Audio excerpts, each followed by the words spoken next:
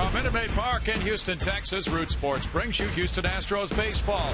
Tonight, the Astros open a critical 3-game series. They meet the Los Angeles Angels of Anaheim.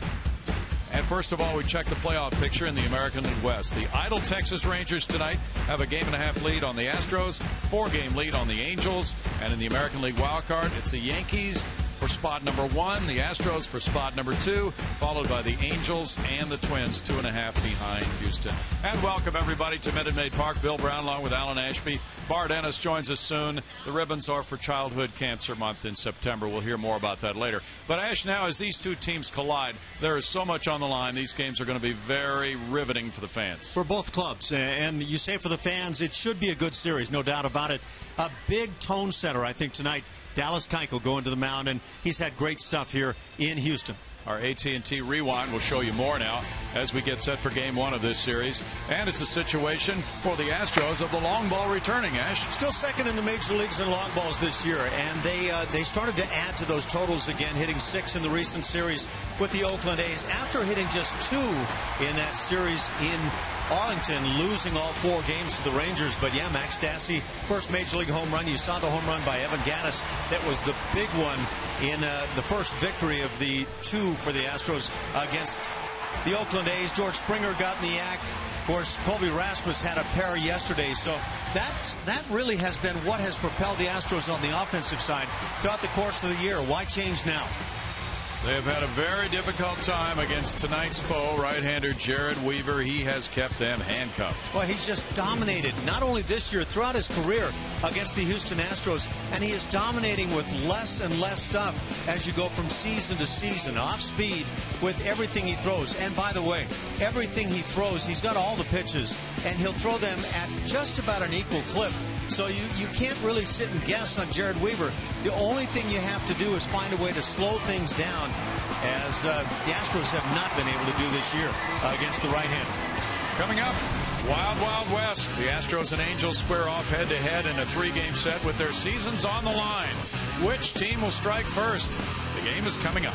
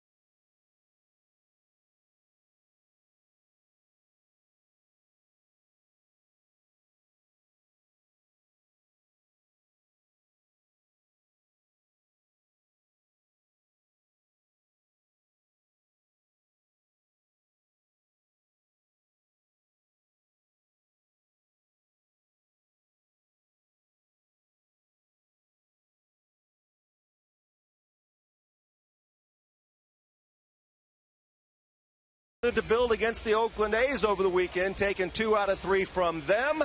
And in the process of those 2 wins, they scored a combined total of 15 runs. The long ball came back. It was all working for the Astros as they come into the biggest series of the season now that that one's over against the Angels. And, of course, the Rangers coming in after that. Jared Weaver going for the Angels tonight, and you heard Brownie and Ash talking about his success against this team, which includes his last start out in Anaheim. And one of the guys who struggled a little bit against him was George Springer. George was 1 for 3 that day with a single, but he told me a while ago in the clubhouse that they've been looking at a lot of video of Weaver. They were talking about their approach against this guy because he doesn't throw really hard, but he does locate the ball very well, at least against the Astros. He has the best number of any club in baseball against Houston. So Springer, who we're starting to see now swing the bat the way we saw before the broken wrist. And you recall in that Royals series where he suffered the injury, that's when he hit his last home run before yesterday. That was on June 30th when he bounced one off the foul pole. Everybody got chicken sandwiches. But then 59 plate appearances go by before yesterday when Springer smacks another home run, this one into the Crawford boxes. And then later in the 8th, he almost hit another one out. He hit that ball all the way to the center field fence before it was caught. So George starting to look good. And that brings us into our Geico quote of the day. And it comes from Astros manager A.J. Hinch talking about George. He said he's a dynamic player. We want him to be productive, whether that's run scoring or prevention. And he's doing that. Said, I'm impressed with how he's maintained his pace of play and composure during the hottest of moments. Of course, George was the best cheerleader in baseball while he was down. But now he's back out there producing again. That should pay huge dividends for the team down the stretch. Coming up next, Dallas Keuchel back on the bump, and that is always good news here at Minute Maid Park for Astros fans. Keuchel's corner will be packed, and hopefully the Astros can get off to a good start in this series. We'll have lineups and first pitch coming up in just a moment.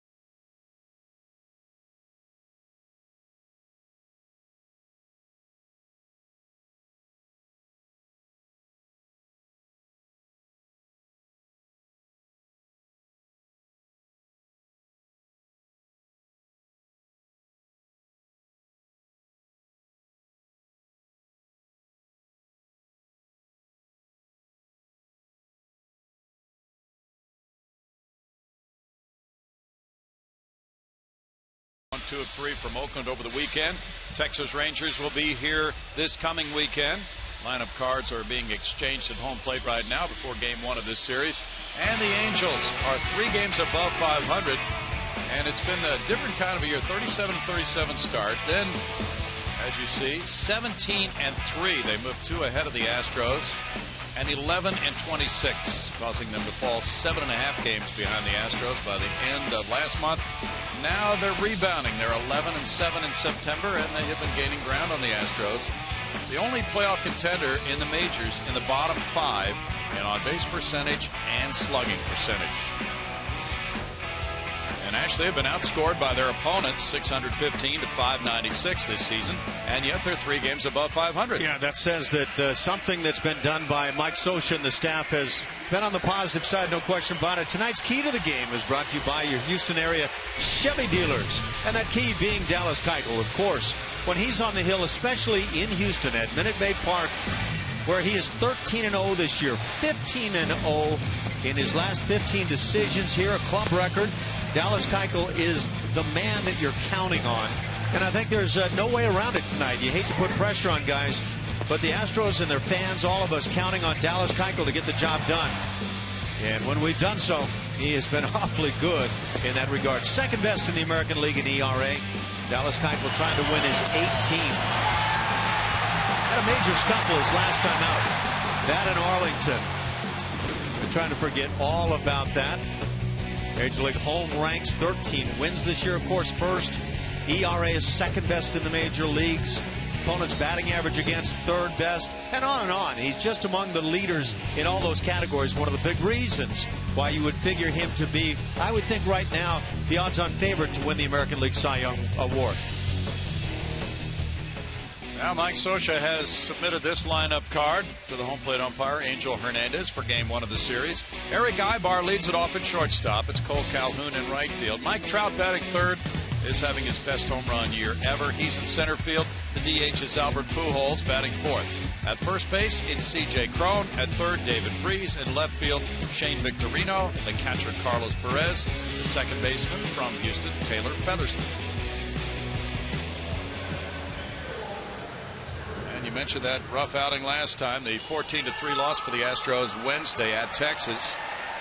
Dallas allowed 11 hits and 9 earned runs in 4 2/3 innings, trying to get back on that track that you saw has placed him on the verge of perhaps a Cy Young Award after having started the All-Star game for the American League, second in ERA, fifth in strikeouts, first in innings pitched in the American League. And it's Eric Ibar starting the game with a .270 average, 2 homers. 38 runs batted in for Ibar. First pitch is ball 1. The Astros are 9-7 against the Angels, 5-1 against them here at Minute Maid Park. Ibar is a switch hitter. It's 1 ball, 1 strike as a right-handed batter. He's a little bit better, .279.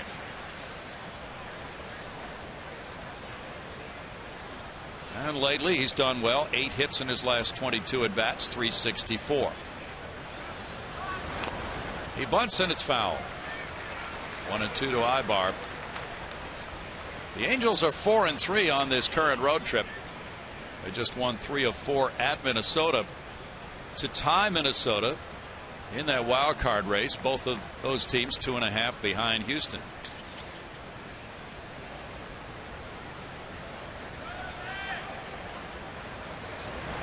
Ibar lines it over Altuve into right center field, and a leadoff single for the Angels gets Ibar aboard for Calhoun.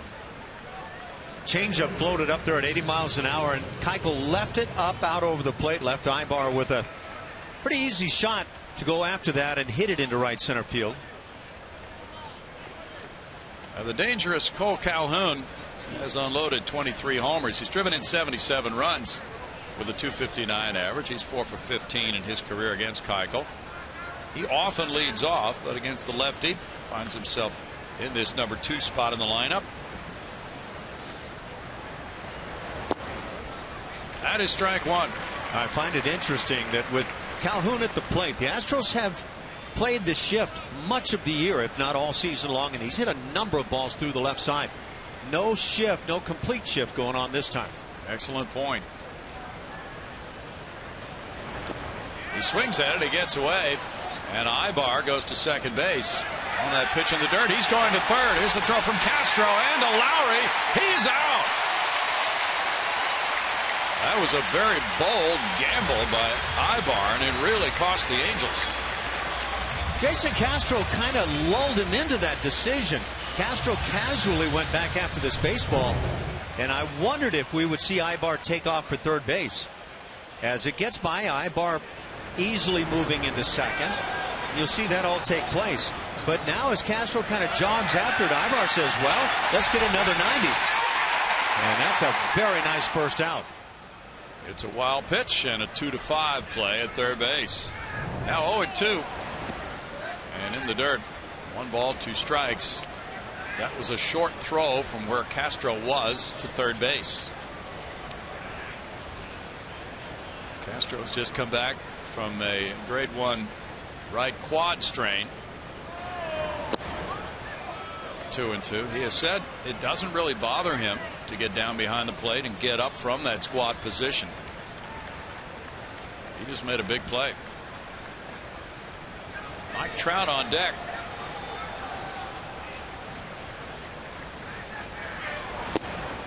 And a strikeout for out number 2 for Keuchel. Defensively for the Angels tonight, or for the Astros, excuse me. It's Colby Rasmussen left, Jake Marisnick in center, and George Springer in right. On the left side of the infield, Jed Lowry and Carlos Correa. On the right, it's Jose Altuve and Luis Valbuena. Jason Castro, as we've seen behind the plate, works it with Dallas Keuchel. Mike Trout is the batter. He is having an outstanding year. When has he not had an outstanding year? 291, 94 runs. Best home run year ever. There's ball 1. 39 homers, 85 runs batted in for the All-Star. At age 24, a 3-time All-Star, Mike Trout. Second in slugging in the American League. That's a strike, and it's 1-1 to Trout. A look at our strike zone presented by MD Anderson as we get a high strike called, and that's right on the money. So Dallas Keuchel takes advantage of that high strike zone in the first inning. Trout's gone deep 5 times against the Astros this year. That's in tight on him, and it's 2-1. He's a .288 hitter against Dallas Keuchel. Keuchel 6-2 lifetime against the Halos with a 4.19 ERA. 2-1 this season in 3 starts with a 193. Foul ball off Castro. It's 2 balls, 2 strikes to Trout.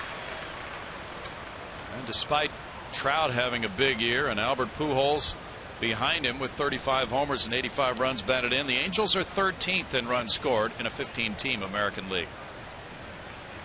Mike Trout is the Baseball Reference WAR leader over Josh Donaldson at the moment. Interesting. It's 3-2 to him. Nobody else close. Lorenzo Cain next on that list, but I find that intriguing that with Trout having a bit of a down year in terms of the batting average right now and maybe overall RBIs, still putting up the big numbers. Troy Gloss is the only man who's hit 40 homers or more for the Angels. He did it twice. Trout rips one on the ground and by Lowry into left field. That ball was smoked by Trout, and he's aboard with 2 outs for Albert Pujols. It's a hit. Thank your lucky stars. This ball was on the ground because, as you said, it was flat smoked. Down there where Mike Trout tends to like it, too. Albert Pujols, and Houston fans will never forget what he did here as a St. Louis Cardinal, so you still hear some boos. Pujols at 238, 35 homers, has 85 runs batted in. He's been playing with a bad foot, cannot run well at all, but can still inflict some damage with the bat. This one goes deep to center field. Marisnick backing on it. Right in front of Taos Hill for out number 3. No runs, 2 hits. The play at third looms large in this one early. And the Astros prepare for Altuve, Springer, and Correa to bat.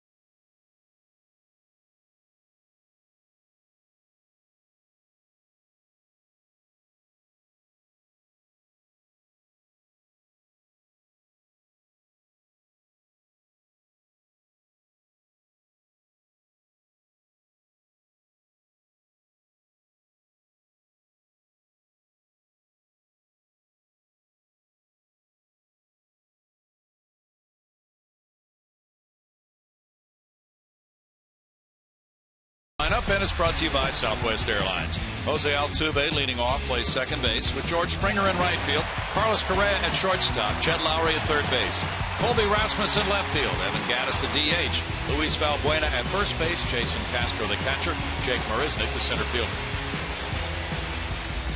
And on the mound, it's the tall, soft-throwing Jared Weaver. 7-11 on the year, 4.74 the ERA. Throw that all out the window when it comes to facing the Houston Astros. They have had a miserable time against him, but the one key number, it would seem, would be the last 7 road starts, 1-6 with a 7.40 ERA. So the Astros need to take advantage of that tendency right now for Jared Weaver.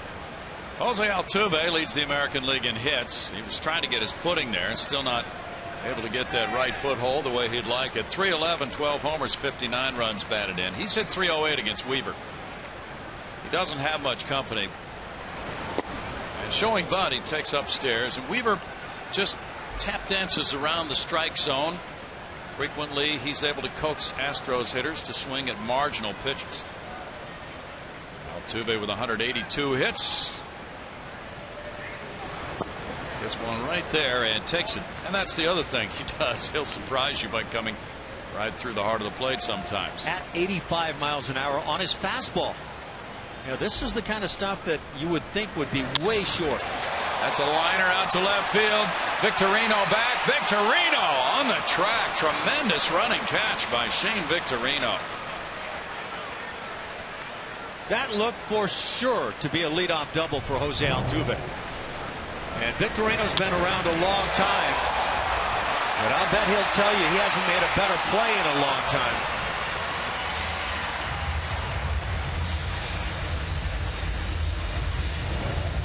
Very well hit ball, but the left fielder had his timing at exactly that right spot for out number 1. Now George Springer, who went deep yesterday for his 14th homer, has 33 runs batted in, a .260 batting average. Springer looks at ball 1. He's been on base in every game since he came back from the disabled list, 15 of them. Going back further than that, he has reached base in his last 20. Weaver throws, and it's 2-0. Weaver has ridiculous numbers against the Astros of walks and strikeouts. Misses there. It's 3-0. 7 walks and 50 strikeouts.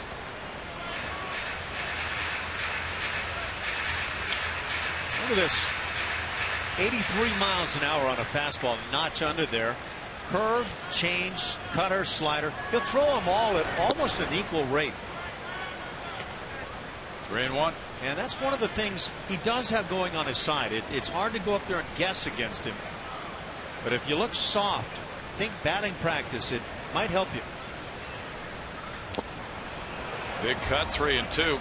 Alan Center, one of the Astros hitting coaches, was joking before the game about getting a dart gun and tranquilizing the Astros hitters.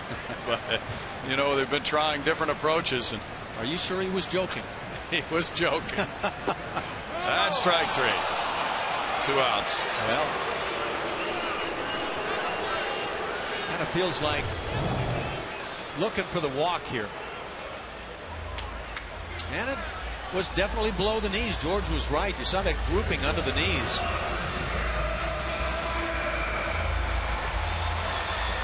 Two outs, and it's Carlos Correa batting now. He had an excellent meal today, prepared by Mom. There's strike 1 to Correa, 273, 18 homers, 53 runs batted in. Chicken, rice with plantains in it. Make him strong like bull. Yeah. He took a first pitch strike right where he would love to have it back time and time again. And that's what I noticed against Weaver in Anaheim. It just felt like a lot of early taking in the count when he'd just throw it right through the heart of the plate. He looks at that for ball 2. Weaver 5-2 with a 2.47 ERA against the Astros lifetime. At Minute Maid Park, he's 1-2 with a 4.18. Fouled away. 2-2. Weaver has won 138 games in his career. He's 32 years old, listed at 6'7". First round pick by the Angels in 04, the 12th player drafted from Northridge, California. He and Nolan Ryan are tied for second on the Angels all-time win list. Foul back. We're talking about Weaver and his tendency to throw all the pitches about equally. You can see the slider is the least used pitch there in this evaluation, but the changeup becomes a big part of things. But he's just going to mix it around. And he's just one of those guys who's figured out how to pitch with very little left. Liner to left, Victorino back. That one bangs off the wall. Victorino grabbing it, fires into second. The ball is there. Correa will be tagged out. So Shane Victorino comes up with two tremendous plays here in the first inning, robbing Altuve of extra bases and throwing out Correa at second on a single.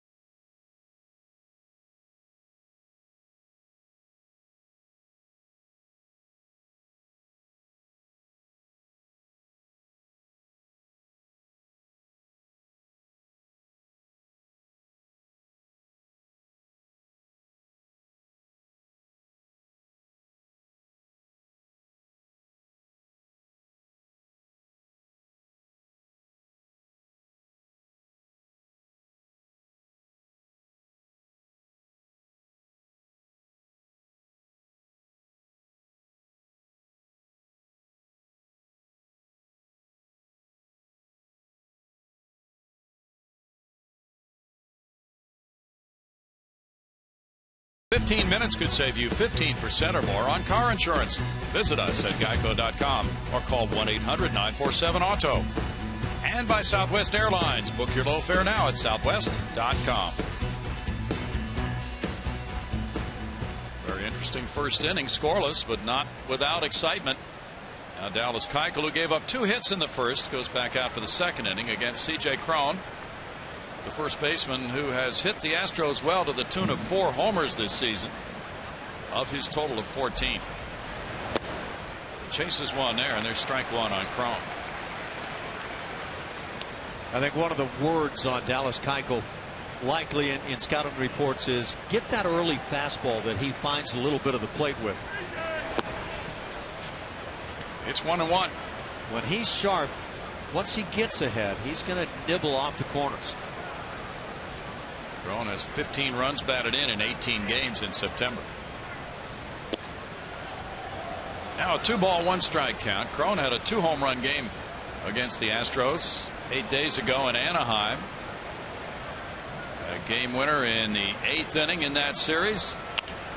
Fouls it, and it's 2 balls 2 strikes. The Angels won the first 2 games of that series in Anaheim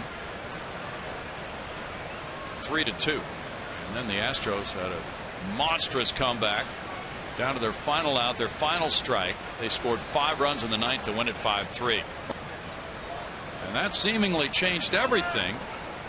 There were people who thought that maybe that might sink the Angels ship, but they have rebounded from that loss, and they are 11-7 in September. I think a lot of the people might have thought that would propel the Astros. They went on to Arlington and lost 4 straight. Broken bat.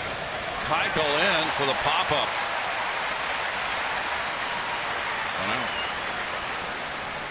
Usually a pitcher gets called off, but no way here. Let's take a look at our Super Bowl presented by Mattress Firm. You can see the fastball grip with that little cutter. Broken bat, little pop. Jason Castro can't get there. Superman on the spot.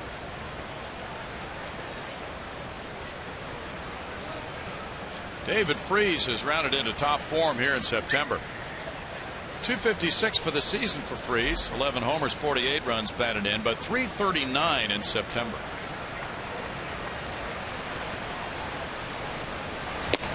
There's strike one to Freese, who came back from the disabled list this month, and he's put together 7 doubles and 5 runs batted in. Has a .369 on base average, and the last 18 games have been solid for him. That's called a strike. Freese looking back at Angel Hernandez, disbelieving that one. And he got an explanation for it. You know, that might have pushed it to the extremes, but we can see early on that Angel Hernandez is honoring that high strike zone. 1 ball, 2 strikes. Keuchel gave up 3 homers in that last start at Texas.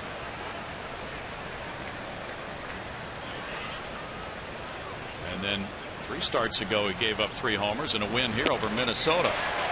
He strikes out Freese. That's number 2. Well, he's working up in the strike zone a lot here early on, and I don't know what that will lead to for Dallas, but it's not a typical start with down and away, and then inside corner type of work.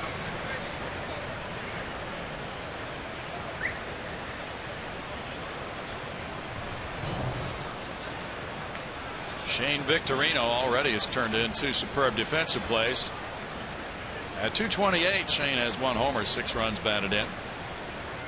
Angels got him in a trade in late July for Josh Rutledge, coming from the Boston Red Sox. That's strike 1. Victorino had been a switch hitter throughout his career until a while back when he gave up the left-handed side of the plate. Bounce to Keuchel, who makes 2 plays on his own behalf in a 1-2-3 second, no score.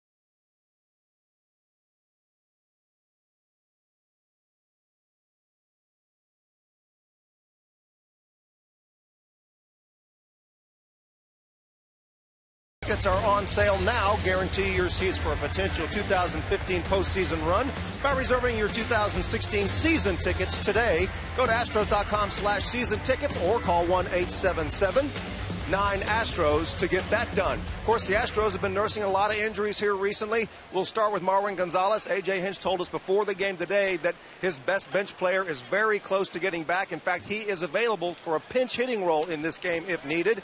Also, catcher Hank Conger, who has been beaten up, taking foul balls off of just every part of his body, is still very sore, but the way Max Stassi has played, they feel like they don't have to rush Hank back just yet. And, of course, Carlos Gomez is dealing with a strained intercostal muscle. They're hoping to have him back possibly by that Rangers series, guys. Jed Lowry, 241, 9 homers, 30 runs batted in. He rips a line drive up the right field line. That ball is foul. And it's 0-2 on Lowry, who has a 4-game hitting streak. Lowry's a .214 career hitter against Weaver. This is what I would anticipate time and time again with Weaver bringing the type of stuff he's bringing. Is a lot of balls centered up. Now this one's foul, but you feel like as a major league hitter you should be able to put that ball on the barrel when it's thrown at this kind of velocity. Lowry, of course, came up with a big 3-run pinch hit homer in the 9th inning a week ago yesterday against the Angels in Anaheim to pull out that miraculous victory for the Astros 5-3.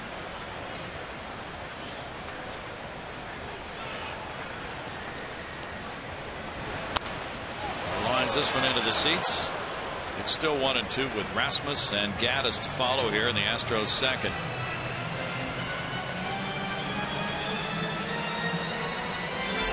The Astros have hit only .224 in the season series against the Angels, but they have held the Angels hitters to a .221 average against them. Out into right field, hanging up for Calhoun. 1 out. And now our TXU Energy power player, Colby Rasmus, who hit a pair of home runs yesterday, numbers 20 and 21. First one hitting that foul ball just over the wall. And that proved to be a big part of a big victory for the Astros. And you can see a first-row job here on the breaking ball. But it doesn't matter how far they go. Colby Rasmus has been a big producer. And in fact, since he hit that first one off the foul pole, they were pulling into Chick-fil-A's all over town today with a chicken sandwich courtesy of Colby with maybe some Colby Jack on it. There is strike one to him. 21 homers, 53 runs batted in, and a .237 average for Colby, but .308 this month. 1 ball, 1 strike. So September has seen a Colby heat up. .308 batting average, 4 homers, 7 runs batted in, 10 runs scored, and an OPS of 1,006. 2 balls and a strike. That 5-1 win yesterday over Oakland gave the Astros another win at home in a series. They have only lost 1 of their previous 15 series at home. They're 50 and 25 in this ballpark, top home record in the American League. It's called strike 2, and it's 2-2 with Gaddis on deck. I think it's been true for a long time. You want to have a great year at home, win 50 games. And the Astros have already gotten to that figure. So now it's bonus time, but the Astros need bonus time in a big way. 6 to go at home, including this one. And a very important 6. 3 with the Angels, 3 with the Rangers. Colby has reached the 20 home run plateau for the 4th time in his career. Weaver has walked only 28 in 143 innings. Make it 29 as Rasmus heads for first. Evan Gaddis will bat next. I imagine some of these arms around the major leagues are about ready to go into hibernation. So you can scuffle down the stretch. Sometimes that leads to those extra walks. Talk about hibernation. El Oso Blanco with 25 homers has 83 runs batted in, 243 average. Grounds this one foul, third base side. Strike 1 to Gaddis. He is 2 for 7 against Weaver. Gaddis has hit .317 in his last 10 games with 3 homers, 10 runs batted in. Has an .814 OPS here at Minute Maid Park with 14 of his 25 home runs in this ballpark. And he took one out to right field in that big swing of the bat Saturday night, his bobblehead night, bringing the Astros from behind to win it 10-6. 3-run shot in the 7th inning. Blue Jays lead the Yankees 3-0 there in the top of the 5th. at Rogers Center. Rasmus goes. Line drive goes foul over toward Keuchel's corner.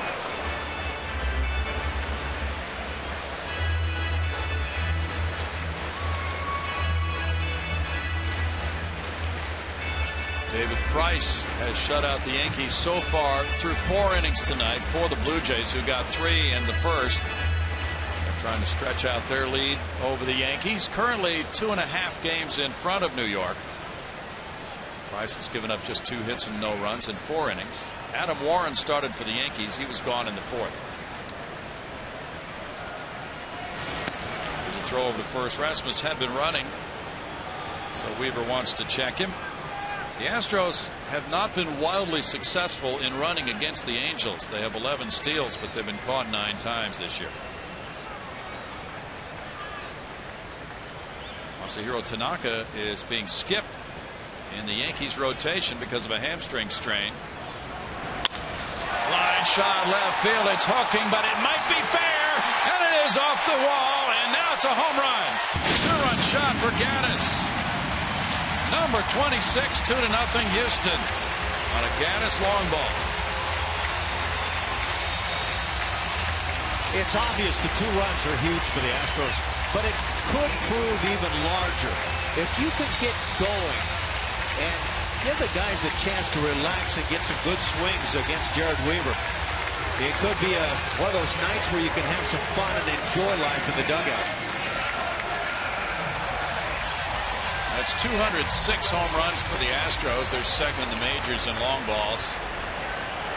Luis Valbuena takes strike 1. Valbuena with 22 homers, 51 runs batted in. Has hit 209. Yes, that swing could really loosen things up. Curveball makes it 1-1. Weaver was tossed out of his last start. That was at Seattle.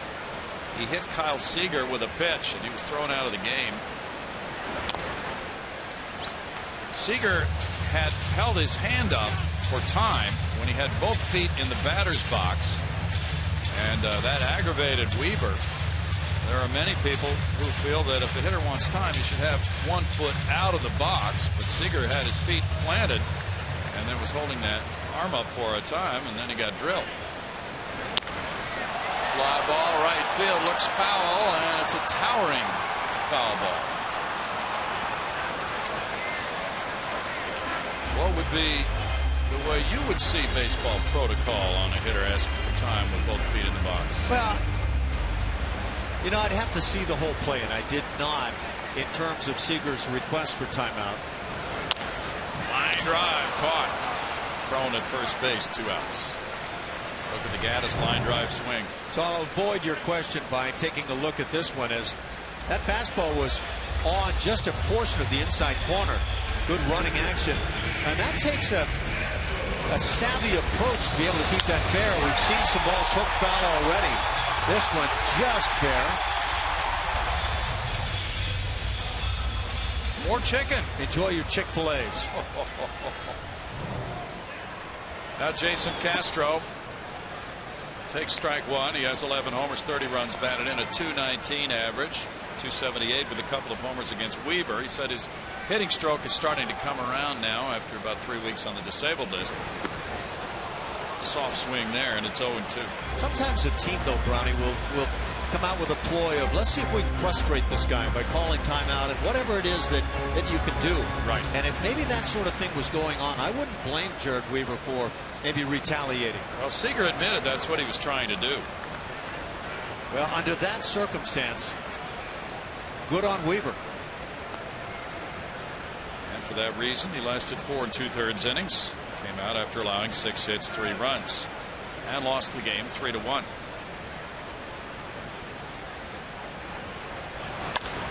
Castro hits one out of play. Still 1-2 to Jason.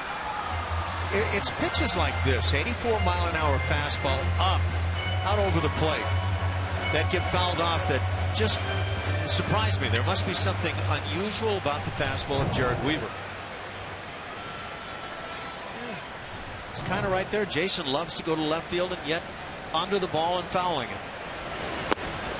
In tied 2-2. You might have noticed on that graphic, this is the third most prolific home run season the Astros have had in their history, and only a couple of homers away from tying their second best home run year in 01, when they had hit 2 more than they have now. The 249 club record is out of reach. They set the National League record that year. That was the first year of this ballpark, 2000. Jeff Bagwell had 47 that year. Richard Hidalgo 44. They had company too in terms of a lot of home run hitting teammates. But then quickly the pitchers seemed to adjust to Minute Maid Park, which was at that time Enron Field, and we've not seen that kind of a home run display since then. But I have never heard talk about an adjustment here, and certainly in recent years, about how to pitch at Minute Maid Park. Never once. No. Struck him out looking. Strikeout number 2. And the Astros quite often live and die with the home run. They're living 2-0 on the Gaddis line drive.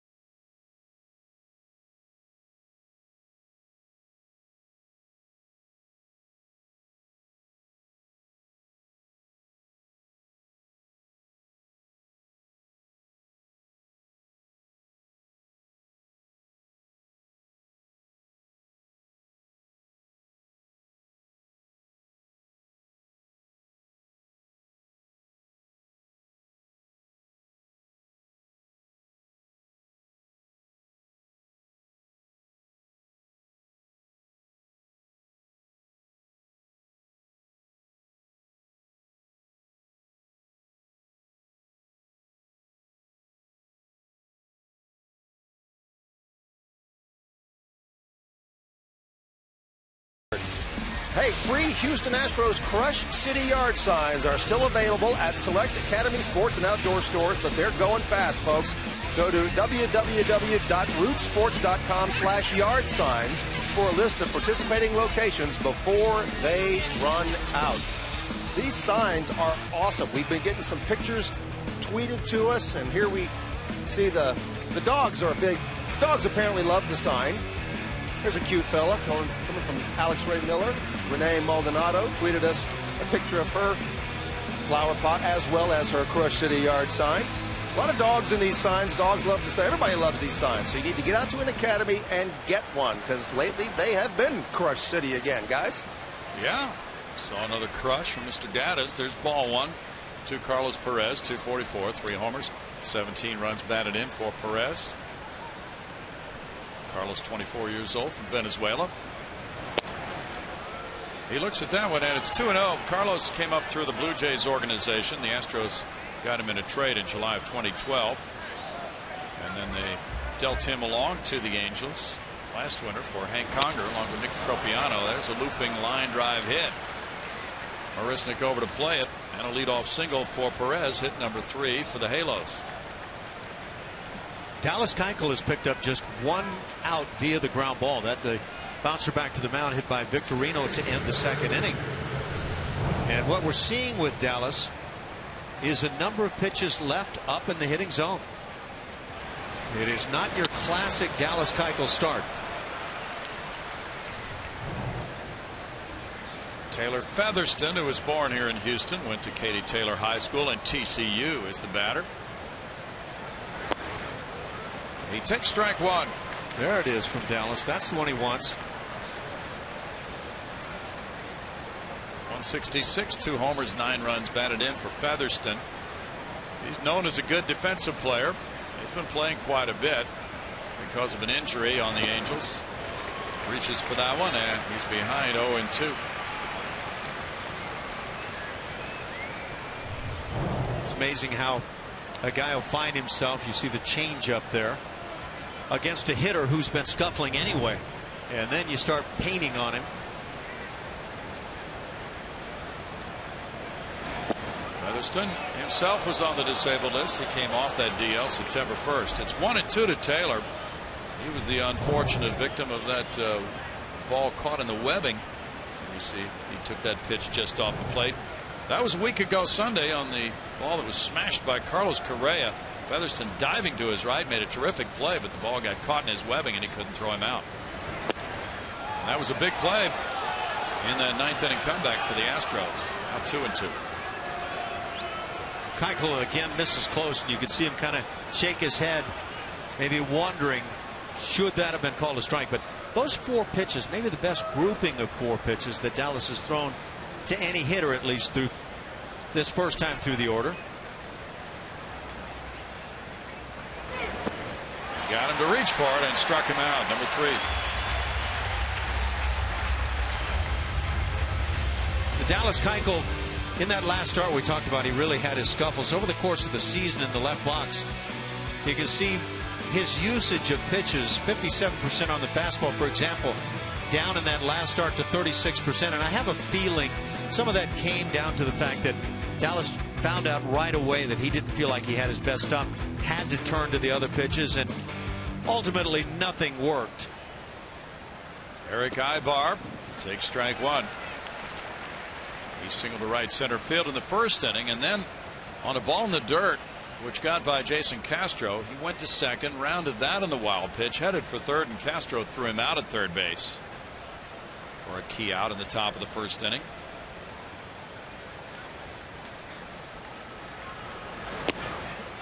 In for a strike, and it's 0-2. Mike Scioscia's club last year won the AL West by 10 games, winning 98, losing 64.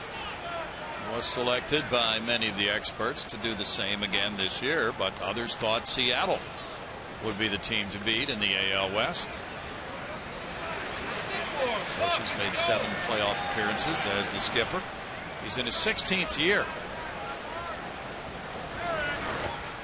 Swing, and this one pops away from Castro. He throws down to second base, and the runner moves over there. Perez getting in on the strikeout. Ibar is not leaving, but it's out number 2. 4th strikeout for Keuchel. It's not going to go down as one of Eric Ibar's favorite at bats of the year. Very slowly walking away. There's the breaking ball from Dallas. You can see there was no contact there. Very little contact by Jason Castro, who didn't even make an attempt to go to his knees. Every once in a while, it's hard to explain what goes on there. In fact, there is no explanation. Strikeout and wild pitch. Now Cole Calhoun. Keuchel with that 13-0 record at home, a 1.49 ERA, has blazed a trail which has him being considered strongly by the Cy Young voters. That's top to first base. 2 hopper. Valbuena. No runs a hit and a man left. 2-0 Astros in the 3rd.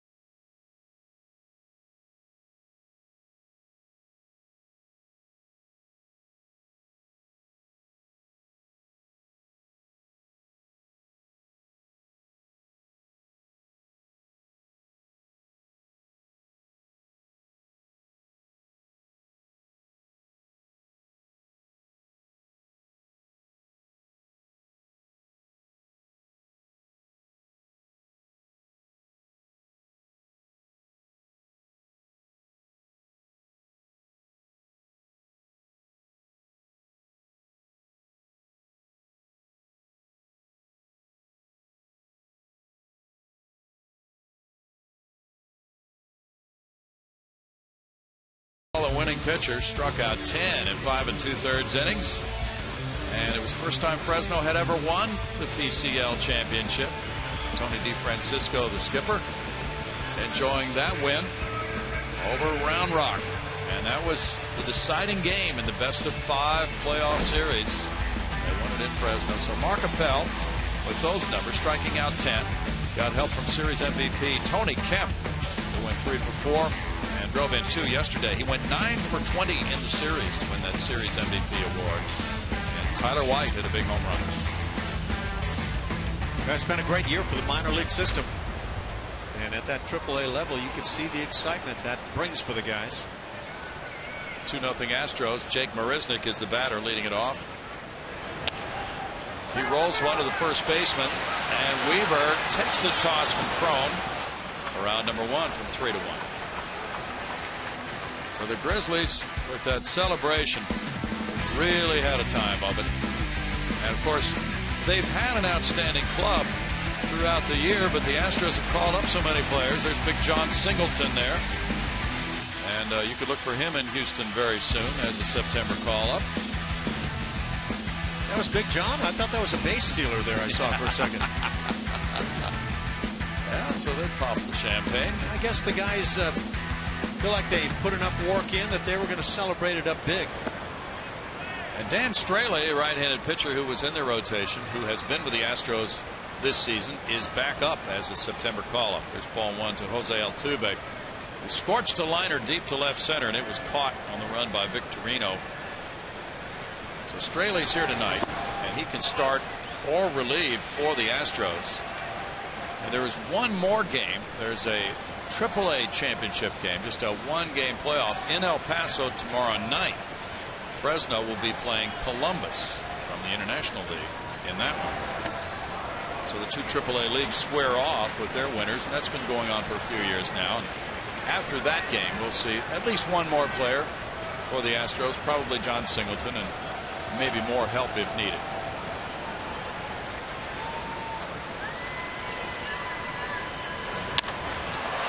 That's a high one to left field. Victorino backing. Victorino at the edge of the wall. Now leaping up on that wall. And it kicks back toward the infield. This time Altuve got one over Victorino for a double. His 33rd of the year. Jose Altuve didn't hit this one anywhere near as well as he did that one back in the first inning, and yet he got robbed in the first, gets a double here, and close to putting one in the seats. Takes that 4-seamer, says, I know how to respond to that stuff. I'll say this, the Astros are getting more good swings tonight than they have in previous games against Weaver. Victorino gave it effort. Double by Altuve with 1 out for George Springer, who was called out on strikes on a 3-2 pitch in the first. Upstairs, ball 1 to Springer. That Grizzlies win 7-3 over Round Rock last night. We mentioned that was the first ever PCL championship for the Fresno club, which was affiliated for many years with the San Francisco Giants. And the Astros bring home 2 championships from minor league affiliates this year. The other was turned in by Greenville in Class A baseball. That was the 4th PCL championship for manager Tony DeFrancisco. He won the previous 3 with Sacramento.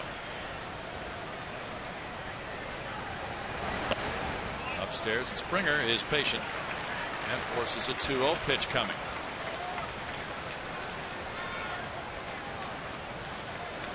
Quite a year with all the 7 different minor league playoff teams in the Astros system.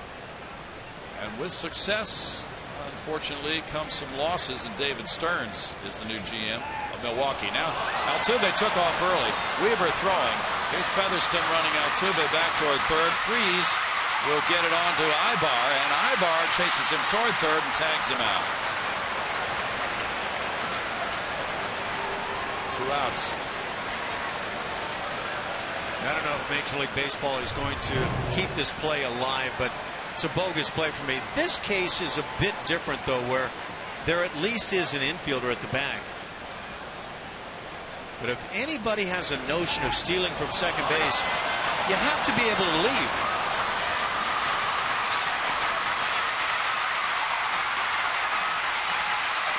On to 4 to 5 to 6 on the caught stealing. Springer looks at a strike. Altuve has now been caught stealing 13 times. That's the most in the American League. 2-1 to Springer.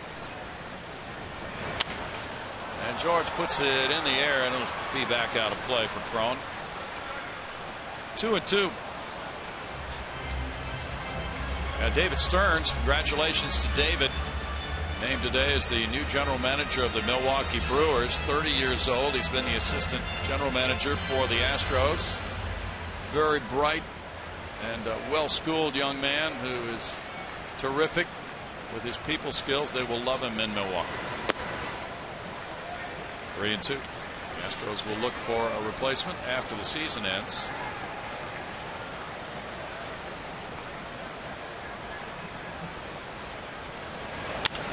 That's lined over shortstop into left center field. Springer will take a turn. Victorino will get it back in. And that's a pretty good throw. A little bit off the bag, but strong. So Springer settles for a 2-out single.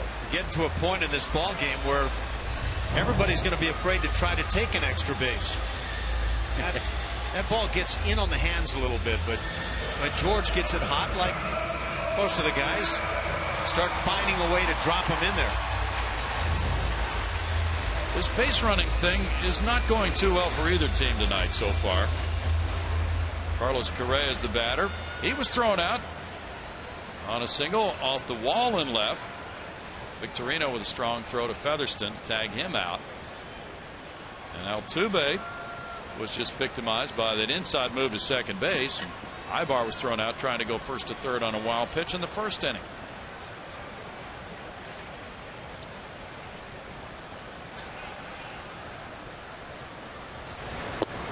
Snap throw to first by Perez. Springer diving back in. It was interesting. You think that's how George would describe that?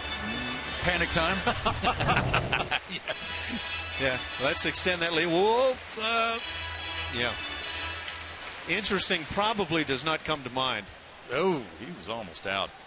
Very close. Astros appear to be undeterred by the base running exploits so far.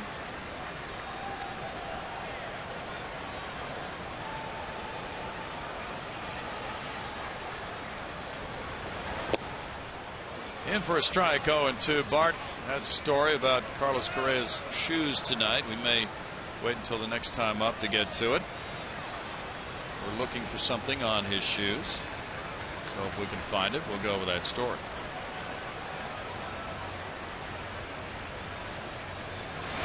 And a throw goes to first on Springer.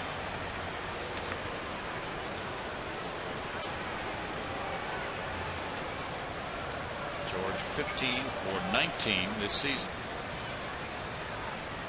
The Astros now have been caught stealing 22 times since the All-Star break. That's cut into their base stealing success rates. That's a tacked out toward right center field. A long run here for Trout. Way back on the warning track at the bullpen wall. How about that shot for Carlos Correa, number 19. Riding the 0-2 pitch out into the Astros bullpen. Second two-run homer for the Astros tonight. It's 4-0. That's what we're talking about right there. Crush City coming alive. And Carlos Correa, you know at some point is going to be a part of that. But you're right, Brownie, going to right center field to take advantage there. That's really showing off.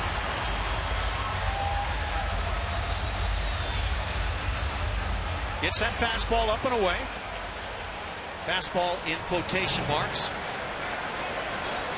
Jed Lowry takes strike one. Carlos will be 21 tomorrow. Second home run tonight for the Astros. They are 51-10 when they hit multiple homers in a game. They hit 3 yesterday. Lowry with a strike, and it's 0-2. 19 long balls for the 20-year-old Carlos Correa. Club record for a rookie, 21, set by Lance Berkman in that raucous home run year of 2000 we were talking about earlier. Lowry strikes out. That's number 3 for Weaver, but the Astros have done a number. George Springer got on with the second hit of the inning. Correa waited back as he has so well on off-speed stuff this year and hammered it to the bullpen. 4-0 Houston.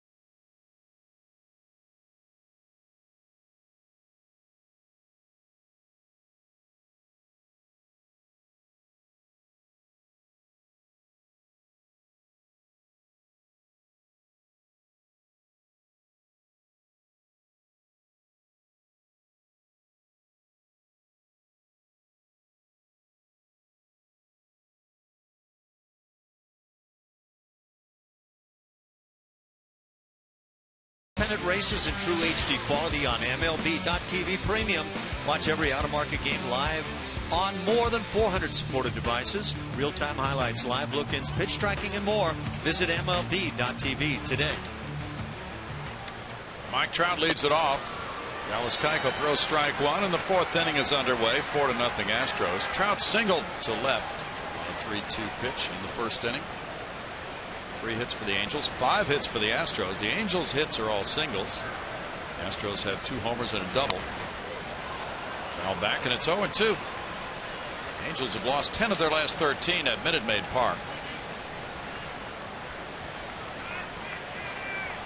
Even though they've been outscored by their opponents in their last 12 games, 54-43, they're 7-5.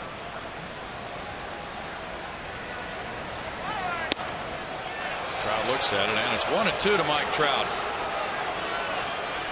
Now there's where you don't mind seeing Keuchel be up a number of times if he's trying to work the inside edge, which he does quite well. Not as close as you can be and not get the call. Before tonight, Trout had a couple of hits at Minute Maid Park this season. Both of them were homers. 2 balls, 2 strikes. Jeff Samardzija and the White Sox shut out Detroit at Detroit 2-0 on a 1-hitter today. Samardzija going the distance, striking out 6. Trout on the appeal, swung. Chris Conroy on the appeal made the call. That's strikeout number 5 for Keuchel. Jack in the Box takes us inside the box score. Let's take a little closer look at the Angels. What they've been doing since the All-Star break. That batting average is just at .233 as a club, dead last. Average with runners in scoring position, 27th. They're last in on-base percentage, 29th in slugging, runs 28. And extra base hits, same spot. So the Angels have been a bad offensive club in the second half of the season, and yet still in that race. Albert Pujols looks at ball 1. They certainly are. It's surprising to many because of what they did earlier this year.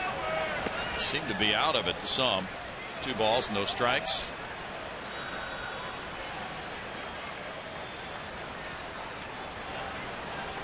Angels lost 26 of 37 from the 3rd week in July until the end of August. 3 balls, no strikes.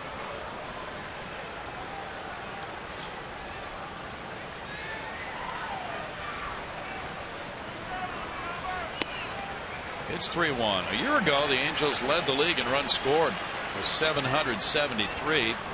They haven't hit the 600 mark yet in runs scored this year. Bounce to Lowry. 2 outs. So when the Angels led the league in scoring last year, do you think they thought at all that they had a chance of becoming this bad offensively? Probably not. Probably not is the real answer. And you can do that with a number of the categories. Wins and losses, a big one where you just don't know what's coming the following year. C.J. Cron popped up to Dallas Keuchel on a broken bat earlier. Keuchel with ball 1. Keuchel is an excellent fielder. Won the Gold Glove last year. May get another one this year. But he made a rare error against the Angels in Anaheim in a 3-2 loss, and his own error and a couple of wild pitches accounted for 3 runs, 3 unearned runs in that 3-2 loss in Anaheim against Jared Weaver. 2 balls and a strike.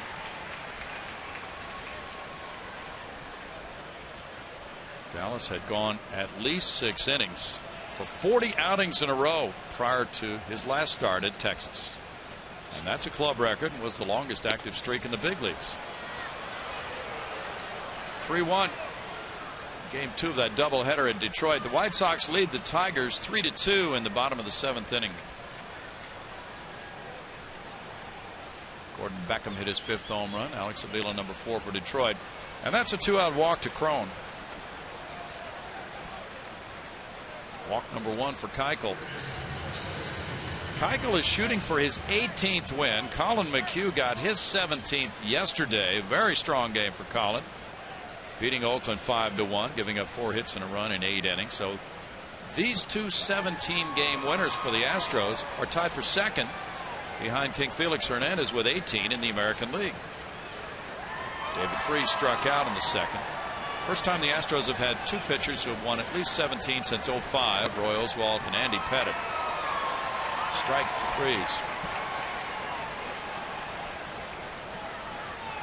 Tomorrow night at 7:10, it's Lance McCullers versus Hector Santiago. Wednesday's a day game, a 1:10 start for Mike Fiers and Nick Tropiano.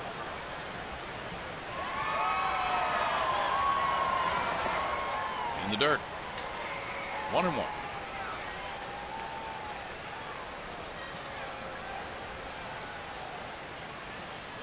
That's intriguing tonight, Brownie. If the Astros were able to pull out of this game, get a W, they will have played 2 more than the Texas Rangers. You've talked about it.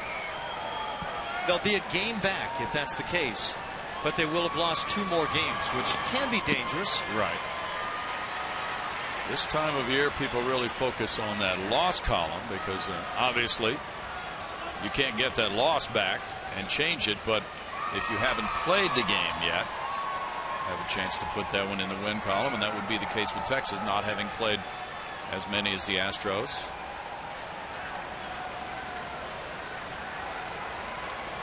Three big games this weekend between the Rangers and the Astros. 2-2, and everybody around here is hoping the Astros fans are loaded for bear the way the Rangers fans were in Arlington.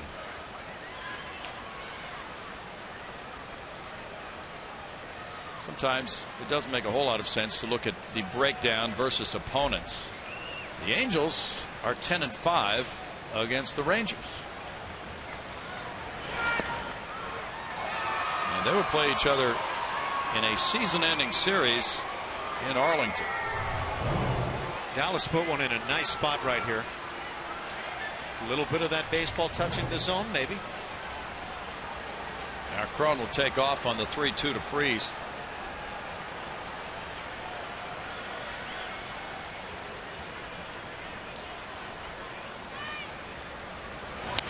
And it's foul back. We talked about Colin McHugh's fine game yesterday. He is now 24-7 In his last 38 starts in the regular season, no major league pitcher has won 24 times in that period of time. Talking about that guy that came up to make a spot start or two last year at the early part of the year. Just amazing to see the improvement in both Colin McHugh and Dallas Keuchel.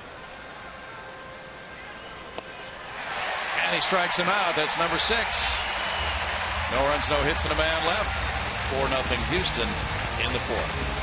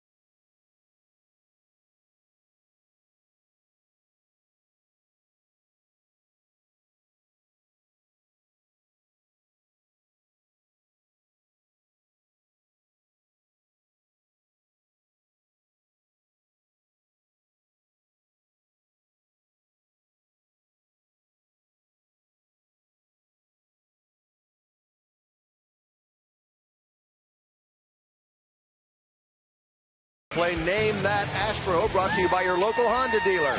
You know how this works. We give you some clues. You tweet your guesses to us, and we'll give you the answer a little bit later. Here are your clues. Homered in his first at-bat and first 2 playoff at-bats. He started a very rare baseball play twice in one game, and he's the first ever manager of a team in Texas.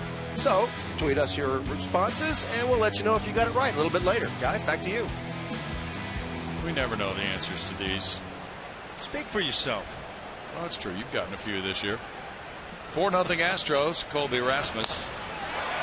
High drive to right field. Calhoun back. Calhoun right there in front of the wall for a 1 pitch out for Weaver in the home 4th. Much better approach for Astros hitters tonight. Maybe Weaver isn't quite as good either. Starts him with a breaking ball. And just missing it. Colby Rasmus maybe off the end of the bat a bit. I was watching Jared Weaver as this ball was caught. He was looking over toward the Astros dugout. I don't know if he was looking to see if somebody might be relaying signs, trying to find something. Ball 1 to Evan Gattis. Weaver's given up 23 homers this year in 145 innings. You can see how quickly he worked there. And that's probably what Kyle Seager had in mind when he was trying to slow him down last start. 4 earned runs allowed tonight. 4 allowed in his previous 3 starts against the Astros. Pop-up comes back here. 2 balls and a strike. And you showed the distribution of his pitches. His fastball is averaging about 83. It's been less effective as this year has gone on. Batting average 307 against it. Fly ball out into right center field. Featherston back. Calhoun called him off. 2 outs. Look at a Jared Weaver lifetime against the Astros. Made 8 starts. His record is 5-2, so he's pitched very well. A couple of complete games mixed in. Great ERA below the 2.5 mark. 195 opponents batting average against, and there's the strikeouts Ronnie was talking about early. 50 strikeouts versus just 7 walks, and in 6 of the 7 starts, 2 earned runs or less. So he's not only been really good, but consistently outstanding. Luis Valbuena fouls that one back. There's strike one. He lined out to the first baseman Cron in the second inning. So in 6 of those 7 starts against Houston, as you mentioned, he's allowed 2 runs or less. He gave up 5 runs to the Astros in the start August 6, 2014. That's the only time they've really done a number on him prior to tonight. 1-1. And as Bart reported earlier before the game, he had talked with George Springer, and George said they had studied a lot of tape.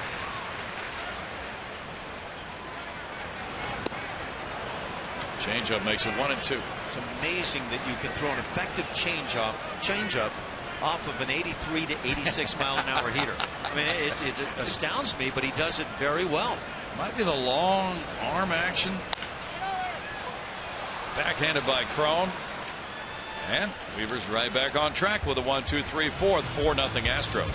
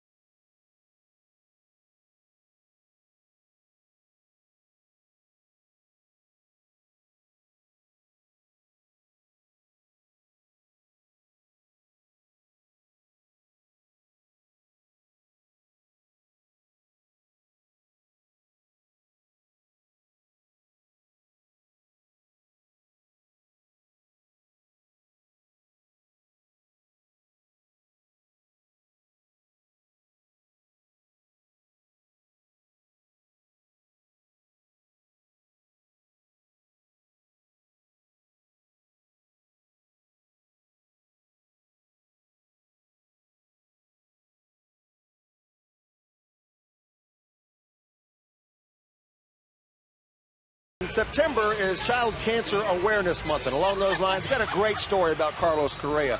Carlos, of course, loves to talk to his fans before the game, during batting practice, takes pictures and signs autographs. Well, he met a young man a couple of weeks ago named Neil Kerrigan, who had been diagnosed with cancer. He asked Neil, when's your birthday? He said September 21st, and Carlos said, I'm going to remember that and do something for you on that day. They went their separate ways. Sure enough, September 21st rolls around, and Carlos Correa shows up at Neil's school, Houston Christian High School, and had lunch with him and his friends and some family members today at the school to celebrate Neil's 18th birthday. Said he was going to write Neil's name on his shoes today. He has done that. He's also hit a 2-run homer. So, Neil Kerrigan, all of us at Root are thinking about you and praying for you, young man. Keep fighting that fight. And as far as your new friend Carlos Correa, he continues to show maturity well beyond his years, guys. Shane Victorino leads it off in the 5th inning, 4-0 Astros. That's quite a story, Bart. There's ball 1 to Victorino, who grounded back to Keuchel. I don't know that I have actually seen or heard of that taking place with a player that I was aware of. That's just above and beyond. Oh, it's terrific. 1-1 for those who've been around a long time. It might remind some people of Bob Aspromonte and a little blind boy from Arkansas, Bill Bradley. Back in the 60s. Bill Bradley asked Bob 3 different times to hit homers for him, and he did it 3 different times. Out of the shift, it's Altuve throwing to first. 1 out. Well, see, Altuve showing that he's got enough arm to play shortstop if ever called upon to do so. He gunned that one. He did, didn't he? I thought that Correa was going to step in and take this ball, but Jose says, no, don't even think about it. That's a great reaction by Carlos, because moving to the left, you're moving more toward first base, but Altuve, I think he's trying to show that he is available to play at short. Carlos had to make a quick change to get out of his way. Carlos Perez now with ball one. He singled to right center in the third inning. Dallas Keuchel has a club record with 14 consecutive home wins. 13 of those have come this year. And that ties a modern major league mark. 13-0 to start a season at home. Larry Benton did it in 1928, Tex Houston in 1944, and Boo Ferris in 1946. So it's been a while since that's been done. Well, there's a list of who's who's. Yeah. Bouncer goes foul, so the record could be his with a win tonight. 2 balls and a strike to Perez. Featherston on deck. Keuchel's ERA at home leads the American League, and those people have helped out with their presence in Keuchel's corner. You know, there's going to be a family somewhere that celebrates Thanksgiving this year wearing those beards. I applaud you ahead of time. But the turkey and the dressing and all that, got to be careful. It is going to be some kind of cleanup. Now, will Dallas keep his beard all winter? Yeah. That'd be the easy time of the year. How about the summer with that thing? Yeah. Comebacker. 2 outs.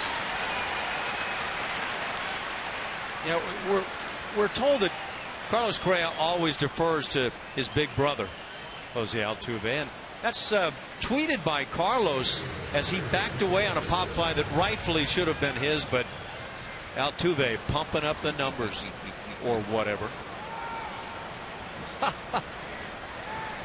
2 outs, and it's Featherston batting. He struck out in the third.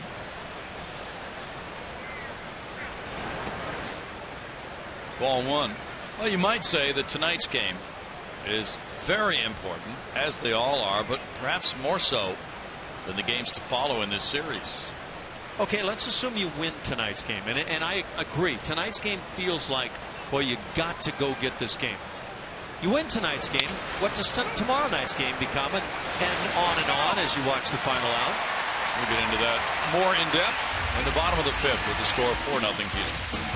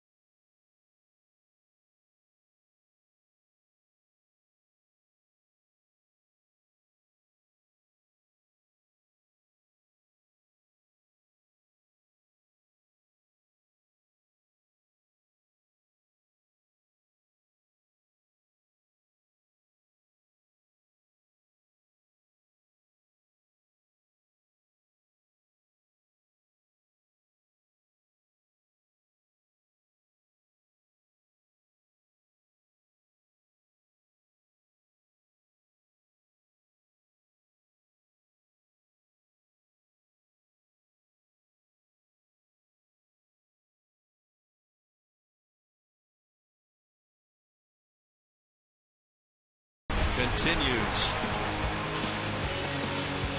as we see the Rangers leading by a game and a half. They're off tonight. The Astros will change that half game. It's either going to be a 1-game lead or a 2-game lead at the end of the night for the Texas Rangers. We know we're leaning there. The Astros trying to push the Angels out of this race. Just get them out of there. And you can see in the wild card, it's the Yankees and Astros as we speak. The Angels with a 2.5-game margin they have to pick up, along with the Twins. Jason Castro pops it up on the first pitch here in the last of the 5th inning. Eric Ibar makes the catch. 1 pitch, 1 out for Weaver.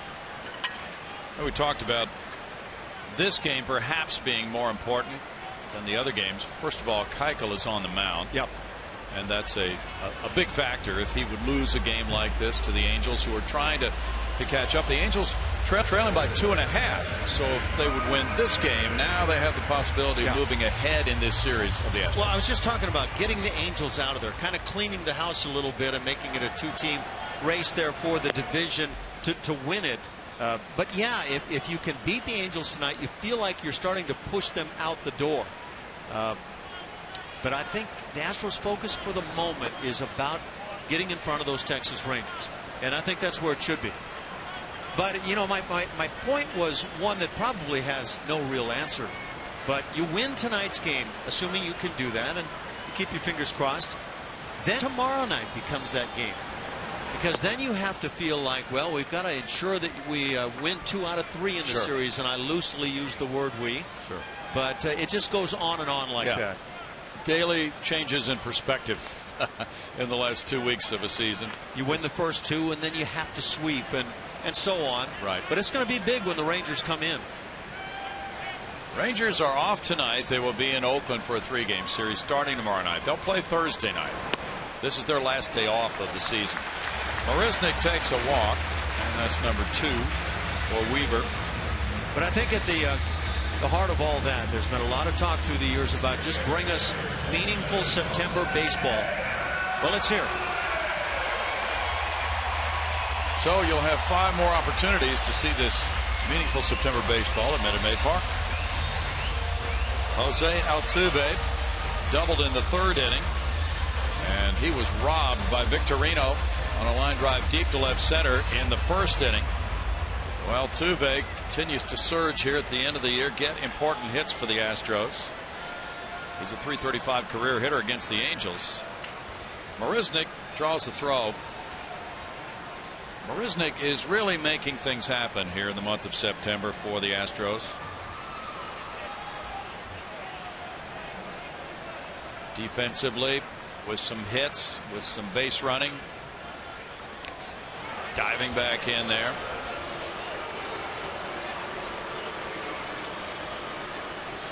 .21 for 28, 75%. Very good percentage for Marisnick. Now the home plate umpire is approaching Mike Scioscia, Angel Hernandez.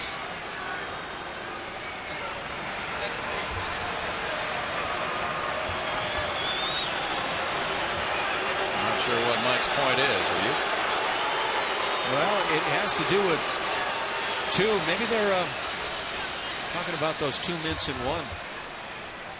Search with Rutson, that sort of thing. That might be it.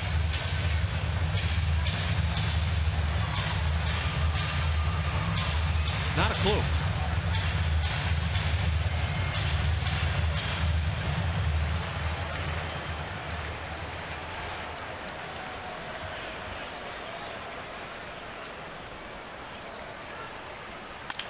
Bouncer left side and on through to left field. Marisnick will take a turn and then go back. Altuve gets his 2nd hit of the night, 184th of the year. Yeah, let's watch Altuve pick up number 184. Just a ground ball, but a hole finder. That means 16 more hits are needed. And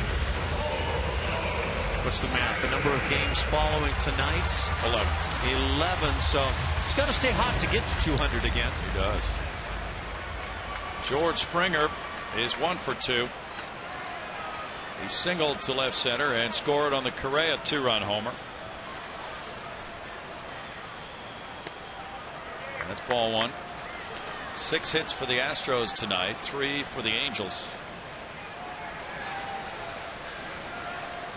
Tampa Bay 3, Boston 1. They're in the bottom of the 7th in Boston. Chris Archer went the first 5 for Tampa Bay.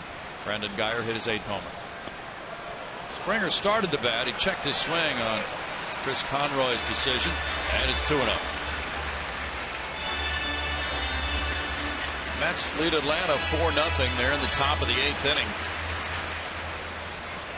The Mets can surge and have their way with the NL East. They have a 6-game lead, shooting for their 85th win of the year.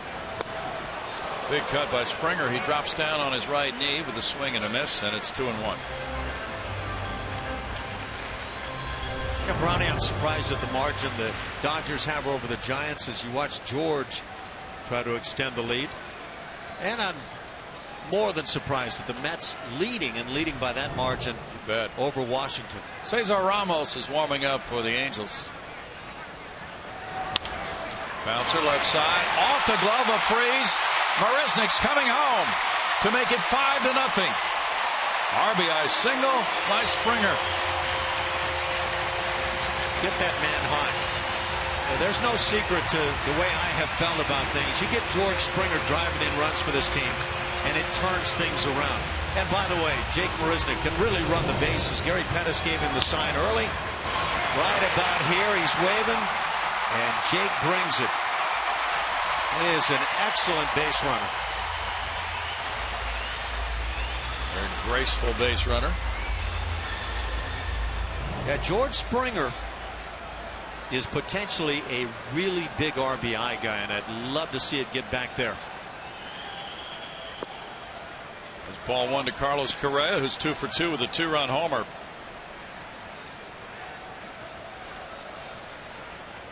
Michael Conforto hit his 8th home run of the season for the Mets. John Neese went the first 6 and bowed out with shutout work at that point.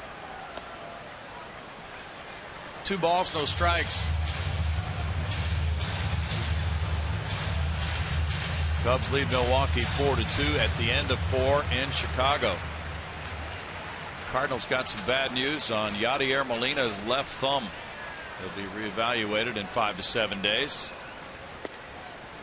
for a ligament problem in that thumb. 2 balls and a strike. Well, that would be a tremendous loss if the Cardinals can't get Molina back.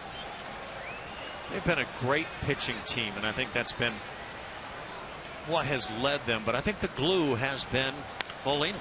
And why do the Cardinals win year after year recently? I would take a good hard look at Yadier Molina behind the plate. He's one of the biggest factors in the game. No matter where he ranks in the MVP voting.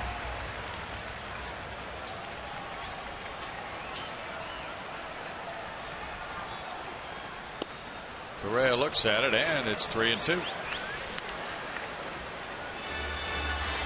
For the Cubs, really trying to finish strongly. Have Jason Hamill on the mound against Willie Peralta of Milwaukee with their 4-2 lead in the 5th inning at Wrigley Field.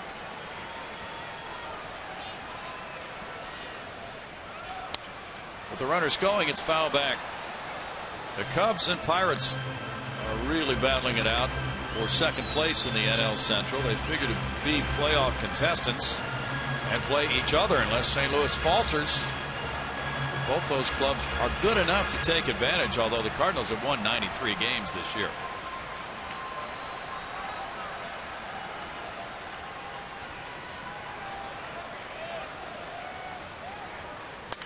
The runners on their way. There's a fly ball to shallow right field. Featherstone out. Here's the right fielder Calhoun with the catch. 2 down. Jed Lowry will bat. He's 0 for 2. We talked about the Carlos Gomez situation earlier. He's been out for, I think, 8 games now, something like that. He's doing some work and feeling pretty good with what he's been allowed to do.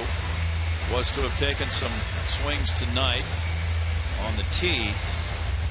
The Rangers could be starting 2 lefties this weekend against the Astros here. And a lefty is starting tomorrow night, Hector Santiago, for the Angels. A.J. Hinch would really love to have Gomez back for those left-handed pitchers this weekend. I watched Carlos throwing pregame today, and he was airing it out pretty well. And that tells me he's able to turn the torso hard with that torquing action needed with throwing. So it feels like that he's getting pretty close.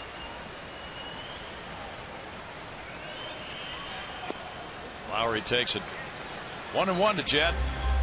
Reds lead the Cardinals 1-0 in St. Louis in the middle of the 6th inning.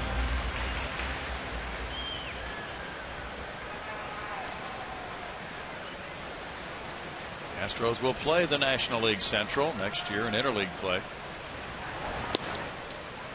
Strike to Lowry, and it's 1-2 to Jed. He just looks back at Angel Hernandez. Not sure what Mike Scioscia was contesting earlier. Well, it's closer than you might guess at first glance. You know what? Angel Hernandez has called the high strike tonight, but he's missed less pitches in the strike zone than a lot of guys do. I think it could have been something about the Astros calling time on Weaver. That really hasn't been any kind of a factor tonight, right? I don't know. All I know is Scioscia was indicating that it's happened twice, and maybe that is the case. I would keep an eye on that.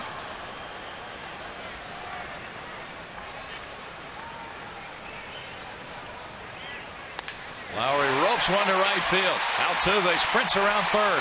Comes to the plate. Calhoun with a throw. Perez with a tag. He's out.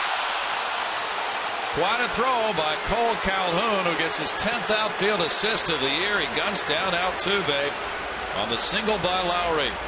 And the Astros settle for 1 run on 3 hits with 2 men left.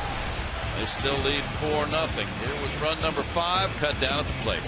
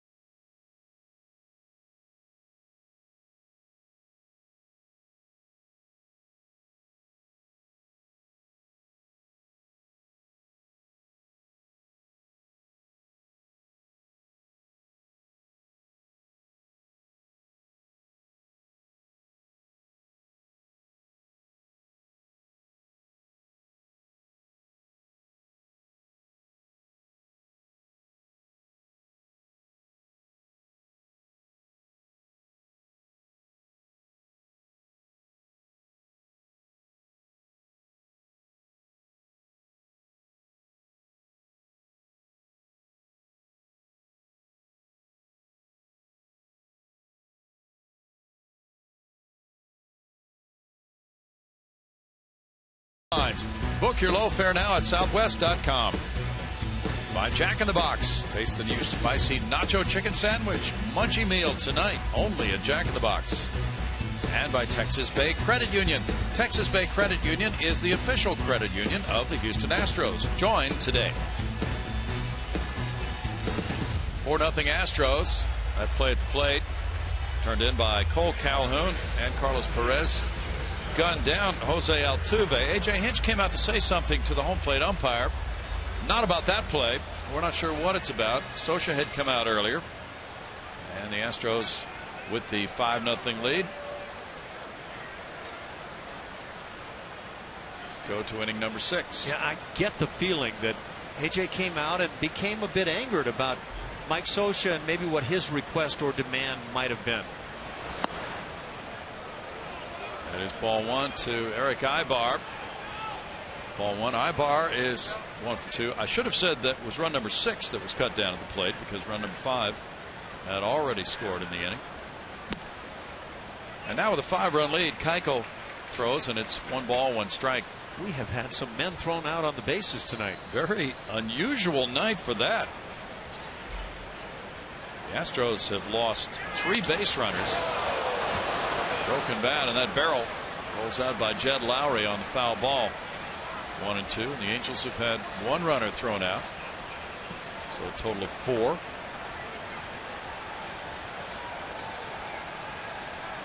Now, there's a little gamesmanship going on. That's what it feels like. Fastball off the end of the bat. He wasn't left with much. What's left there is not going to be real successful.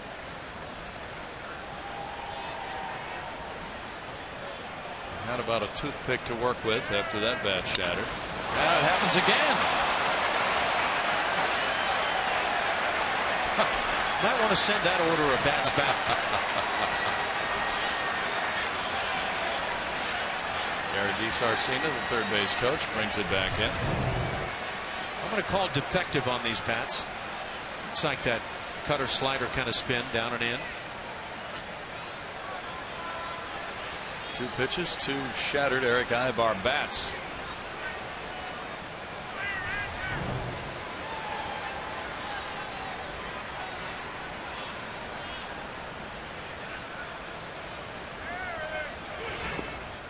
In the dirt, and it's 2 balls, 2 strikes.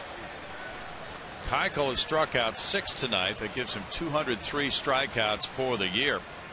That ties him with Mike Cuellar, the only other lefty in Houston history to have that many strikeouts in a season. Cuellar did it in 1967.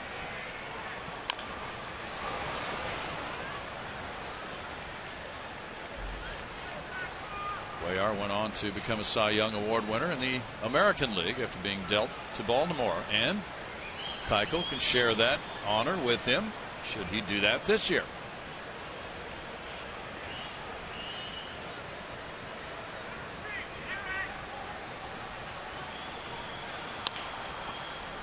Tap toward Correa. Correa will have to hurry. He can't get him. Aybar is on with an infield hit. That's everything that Correa had to offer on that play. And generally speaking, the only way you get a guy on that play is if the third baseman can cut in front.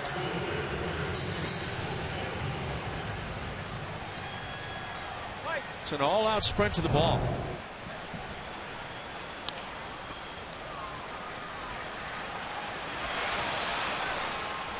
Don't know if that was Correa eating it because he didn't want to make a mistake when he saw that Aybar had it beaten, or if that was Correa unable to make that instant good grip to make a quick throw. Right. Cole Calhoun's the batter. He's 0 for 2. Ball 1 as Castro scrambles to keep it close.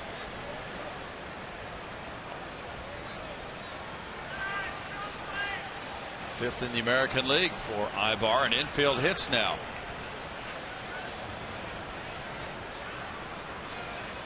The Astros have the 3rd best run differential in the majors coming into this game. And with the 5 runs tonight, they have outscored their opponents by 97 runs this year. Only Toronto with a plus 213 figure, and St. Louis a plus 113 are better. Slowly hit. Valbuena turns back to Keuchel and gets the out after looking at second and not liking the option there. He quickly turned and got it to Keuchel. 1 out. Once he didn't like that option at second, I didn't like the option he was left with, but they get a rather impressive out. Dallas Keuchel against Mike Trout. He's got that slider heat map that you see on the left there, where he tends to be successful. The further it is down and in on the right-hand hitter, the more successful he is, or on the left-hand hitter for that matter. But on Mike Trout, back in the first inning, Trout got one down there and was able to drill it into left field, but then came the strikeout on one a little bit lower in that zone that you could see earlier was a hot zone for Dallas Keuchel. So yeah, he's just going to keep trying to pump down in that area.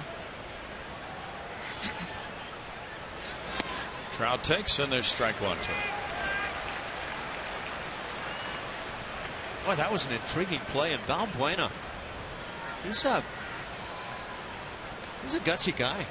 He's willing to throw to second, but when he couldn't, quick feet got him in position to fire back to Keuchel. Yeah, he wanted to make that aggressive play on the lead runner and gave that every opportunity to happen, but then when he foreclosed on it, he still was able to get an out. And with a 5-run lead, that's acceptable. It's always nice to get the lead runner. Getting nobody is not what anybody's looking for on the Astros. 1 ball, 1 strike. Yeah, generally when the first baseman commits to second, you better make that throw.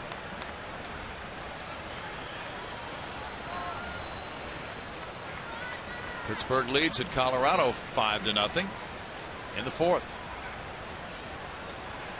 A.J. Burnett is pitching. Big cut by Trout, 1-2. Back on that play that we're talking about with Valbuena teaming up with Keuchel. There's the move to go to second, and I don't know if he just wasn't able to get that grip initially, but right there you anticipate the throw. He doesn't make it. Likely had a shot for the out, but then the quick feet spinning to get to Keuchel, who, by the way, was very heads up in a hustling manner to get to first base. 2-2. Dallas said he hasn't thrown bullpens between starts for about a month, with the innings piling up now, and he's at 217 innings this year right now. Second straight year with 200 innings for Dallas. So that may help him to conserve his strength.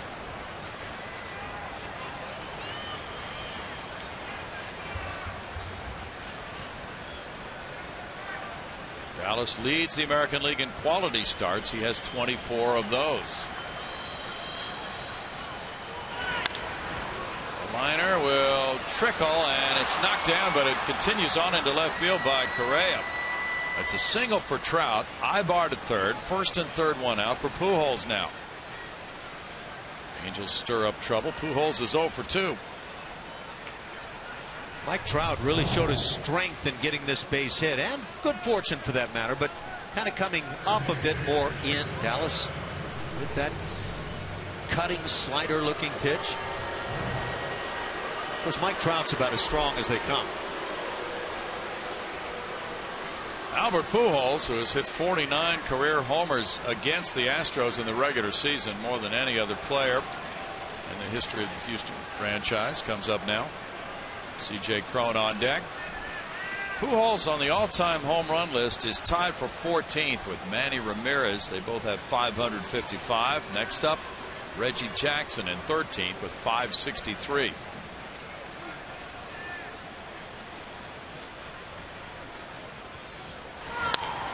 Ground ball slowly hit. Correa charging and throwing on one hop. Valbuena's there as Ibar scores to make it 5-1. Pujols is retired. 2 outs. Pujols getting his 86th run batted in. Well, that's a nice pick by Valbuena to save the play and get the out. Not sure what happened with Correa here. It's been a challenging inning with tough plays for the infielders.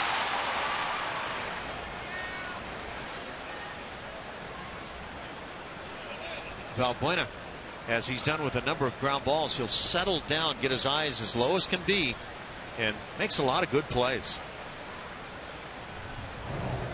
That's good form. Trying to get down, bending at the knees to be able to handle that one bounce throw. C.J. Cron with a runner at second now. Trout is the batter. Cron takes it, and it's strike one. You know, a lot of guys are just going to stand up there and kind of either just hang the glove out there or swipe at it, and Luis has a different style. It really works nicely for him.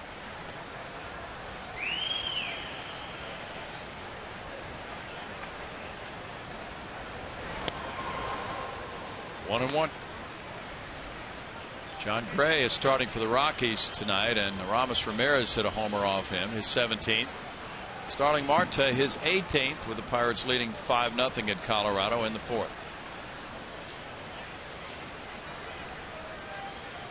Toronto 4, Yankees nothing, top of the 8th. 2-1. With Toronto having a 2.5 game lead over New York, if the Blue Jays do a number in that series, now people who are Yankees fans are starting to speculate about, well, is it worth it to try to keep pitching Tanaka if he's got a hamstring problem, or should they just rest him and have him at full bore for the playoffs? 2 balls, 2 strikes, rather than expending all resources to try to overtake Toronto. It's kind of question only those brave managers can handle. Yeah. Oh, we all like to chime in with our thoughts. Well, some are pointing out that Tanaka is their best pitcher. He's the game 1 guy in a playoff series, and if they didn't have him, they really would be stretched to win that kind of a series. Of course, you've got a one-game playoff in the wild card. It's a big deal because you look at last year's World Series. It was 2 wild card teams. Each team had to battle through that one-game play-in, and it feels like at the time you got no shot. These other clubs have to be in a better spot. 2 wild card teams got there. You have to use your best guy in that one-game wild card play-in. So if the Astros happen to get the wild card this year versus getting a shot to win the division, well, it's still a great shot, and that's the deal about the playoffs. Now we're going to have to research the tiebreaker situation. Have more for you on that as we go through the final days of the season.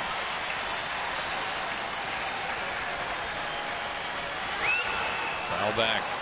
Still 3-2 to Crone. He had a pitch to hit there. Yes, he did. And it left him a good swing. Not the typical Dallas Keuchel game, but the results are pretty typical.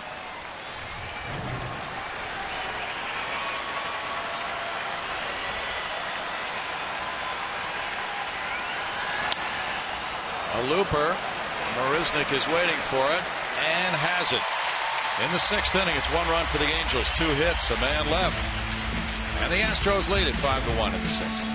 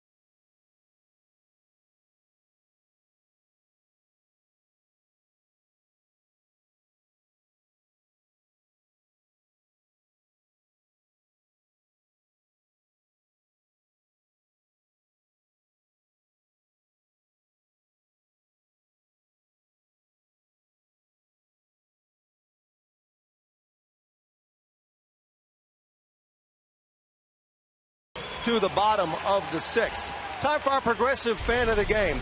Now, you may remember last month, everybody was cheering for those young men out from Pearland. They were in the Little League World Series, and everybody was cheering for them, and that's great. But what you might not know is the best senior league team is right here in Houston, also from West University.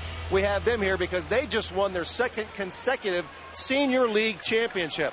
Clint Sauls is the head coach of that team right here, and Kate Bell, to my right, is the assistant head coach. Nice job, guys. What's it like to coach kids, they're 15 and 16-year-olds on your team? Well, it's been phenomenal. We've had these core group of kids for 2 years in a row, 11 of the 16. So to and we've known them since they were 12 years old. So that's been a good part, kind of watching them grow, become young men, and obviously winning two titles is pretty good. First team to ever win back-to-back titles, Kate. What was that like for you guys? Because you had 11 kids coming back from the first team, right? It was great. Seeing that some of the older kids, and a lot of them go to Lamar High School here in town, watching them grow from being 15 to 16 years old and how much they developed, whether it was with their height, weight, baseball ability, watching them grow throughout that time period was one of the best things we could have seen in a while from those kids. They really blossomed into great baseball players. And you guys were honored in a pregame ceremony here at Minute Maid Park on the field, so the kids obviously enjoyed that. But you've won 3 titles now, this West U team has. You won it also back in 2009. So I got to ask you, Clint, what's the secret? Having good players. That helps. It makes our jobs a lot easier. Like I said, we've been lucky to have the same group of kids for 2 years in a row, and it's made our jobs a lot easier having this good group. And we were loaded with pitching, so that's made it a lot of fun. It's a lot of fun to be around. They have great parents, and it's just a great little league. Astros have been great to us 2 years in a row to come here and honor us, and so who knows? Maybe we'll be back for a third time. One more time would be great. There you go. Now, most of the team was here, Brownie, earlier, but they all had homework, so they had to go. So we got the coaches anyway. You got a bunch of empty seats here. They're diligent young men doing their homework. Guys, congratulations. Thank you. And thanks for being our fans of the game. Thanks, man. Appreciate it. Brownie, back up to you. Thanks, Bart. Evan Gaddis with a foul ball after Rasmus was caught looking for the fourth strikeout for Weaver. It's 1 ball, 1 strike. Gaddis ripped a 2-run homer off the Chick-fil-A foul pole in left in the second inning. He's 1 for 2. Gaddis now with 26 homers, 85 runs batted in. Some nice figures for the year. His best year as a big leaguer. 2 balls and a strike. It's an off night tonight for the Minnesota Twins as well as the Texas Rangers. Foul back, 2-2. The Twins will be meeting Cleveland in a series starting tomorrow night. They'll draw Danny Salazar with Irvin Santana pitching for Minnesota, and then Wednesday night it's Corey Kluber rather for Cleveland and Phil Hughes for Minnesota. Gaddis strikes out. That's number 5 for Weaver.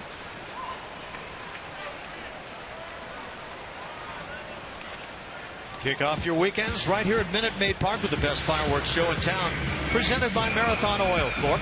The last Friday night fireworks of the season is this Friday when the Astros take on the Rangers. For more information, visit astros.com/fireworks or call 1-877-9-ASTROS.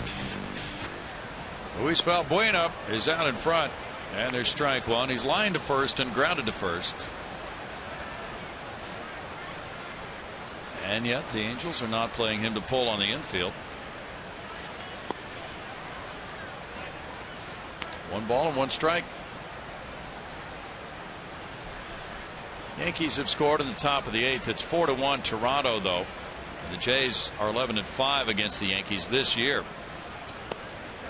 Toronto has never beaten the Yankees 12 times in any season. Valbuena looking back at Angel Hernandez. It's 1-2 after that call. Now this fastball starts in. Does it get back to the corner? Probably not, and we see that.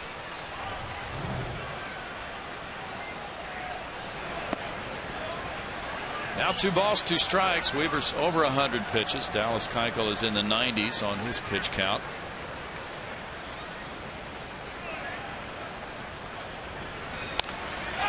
Line, but foul. David Price went 7 innings tonight for Toronto, giving the Yankees 2 hits and no runs. His ERA has dropped to 2.34. Making a strong run, isn't he? Yes.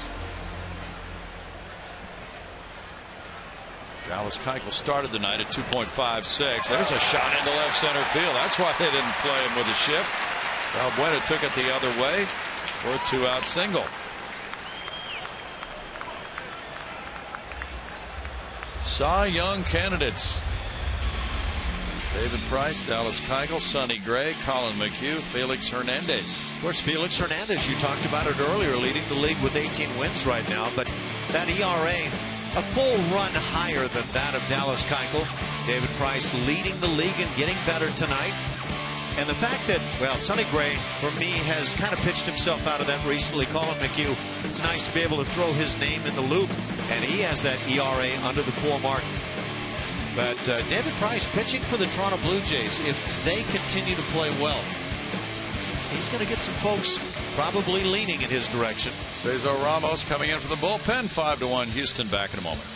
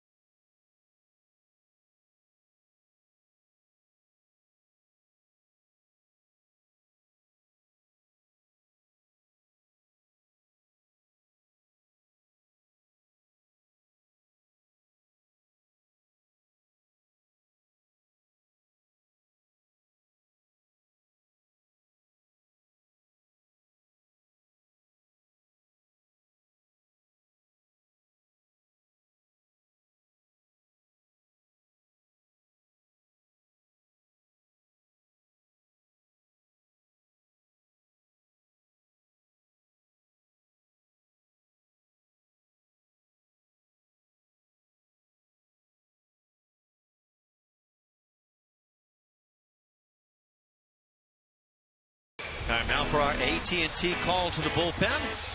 As the Angels do turn to their pen, Mike Scioscia has pointed in that direction. And they bring on their left-hander, Cesar Ramos, in his 59th game of the year. Good numbers, 2.17 ERA. Left-handers have hit fairly well against him, though. And in 5 games against the Astros, only 2 hits allowed over 5 2/3 innings.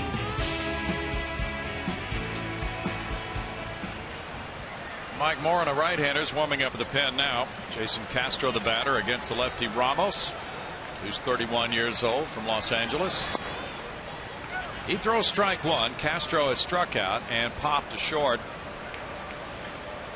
Ramos has pitched 3 times already in the 7 games on this Angels road trip. Mike Scioscia uses a lot of relievers.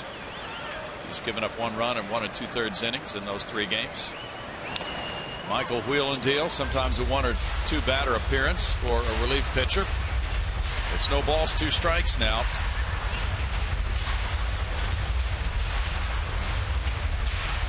Ramos has pitched well against the Astros with an ERA of 0 in 5 outings this year.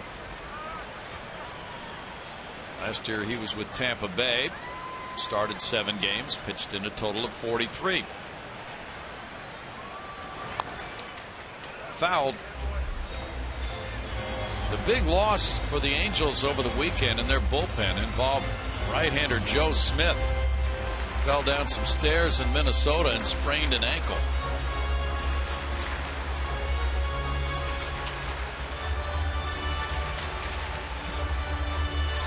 Hits for the Astros, 5 for the Halos. No errors in the game. Angels have left 4. The Astros have stranded 2.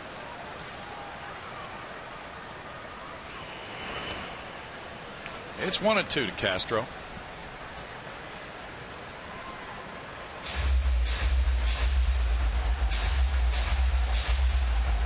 Nobody stirring in the Astros bullpen right now. We're checking on who would pitch the final day of the season for the Astros in Arizona. The Astros do not announce their rotation that far in advance.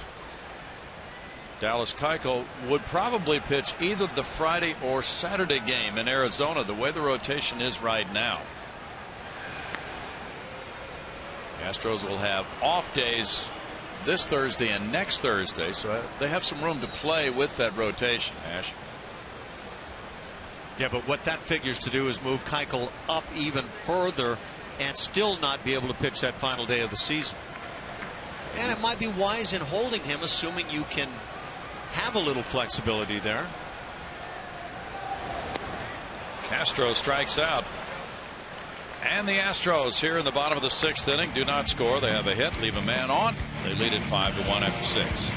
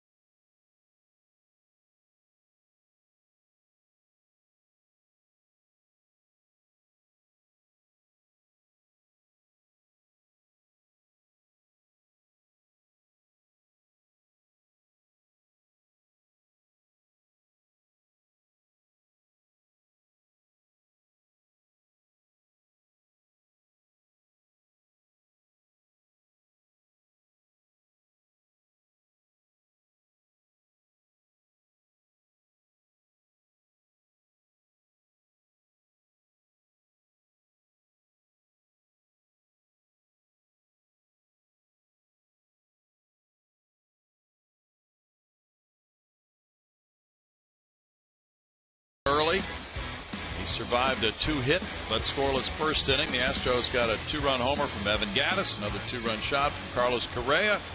Tacked on a 5th inning run on Springer's 2nd hit of the night, and it's 5-1 Houston as Keuchel gets set for the 7th inning.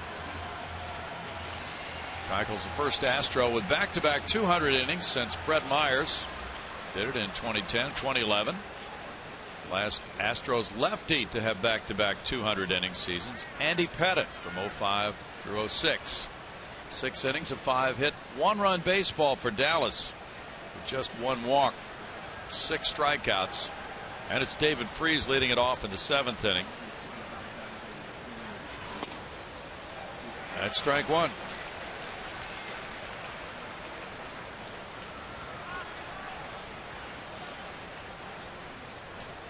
$25,318 the paid attendance.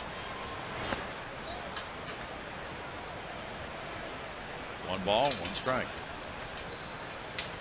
That includes a nice sized group from Town Lake, the Heritage, here tonight rooting on the Astros. They came out in April. The Astros won that game. They had so much fun they wanted a return visit.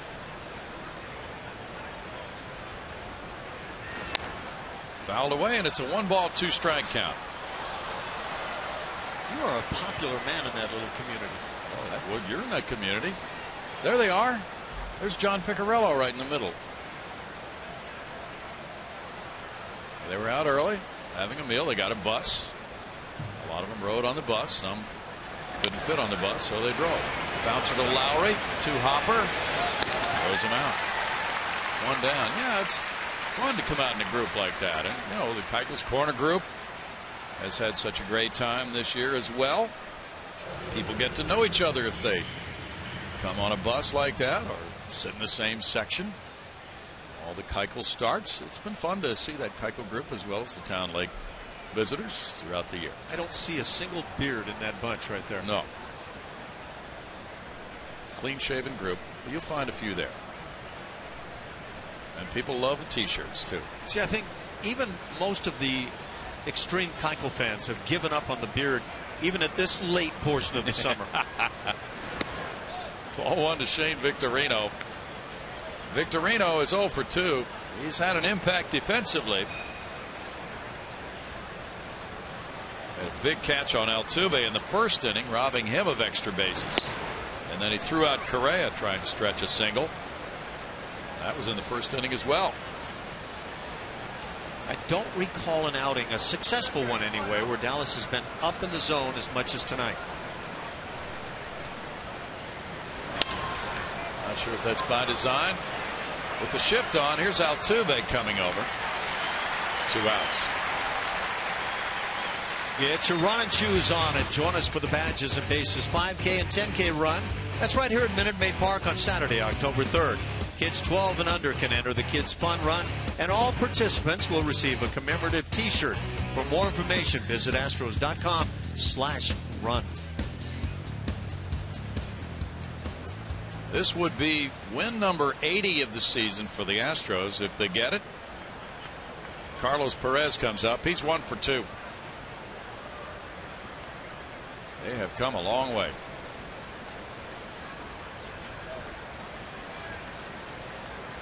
They had 3 straight 100 loss seasons, as you know. Last year they won 70 compared to 51 the year before. Huge 19-game improvement. And now a win tonight would clinch at least a 10-game improvement over last year and a 29-game improvement over 2 years ago. And yet it was interesting to watch a show today on television.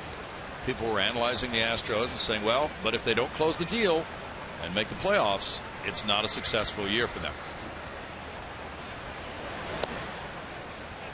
2 balls and a strike. And some other of the network experts were saying, look how much improvement they've made. They're really kind of ahead of schedule with this group.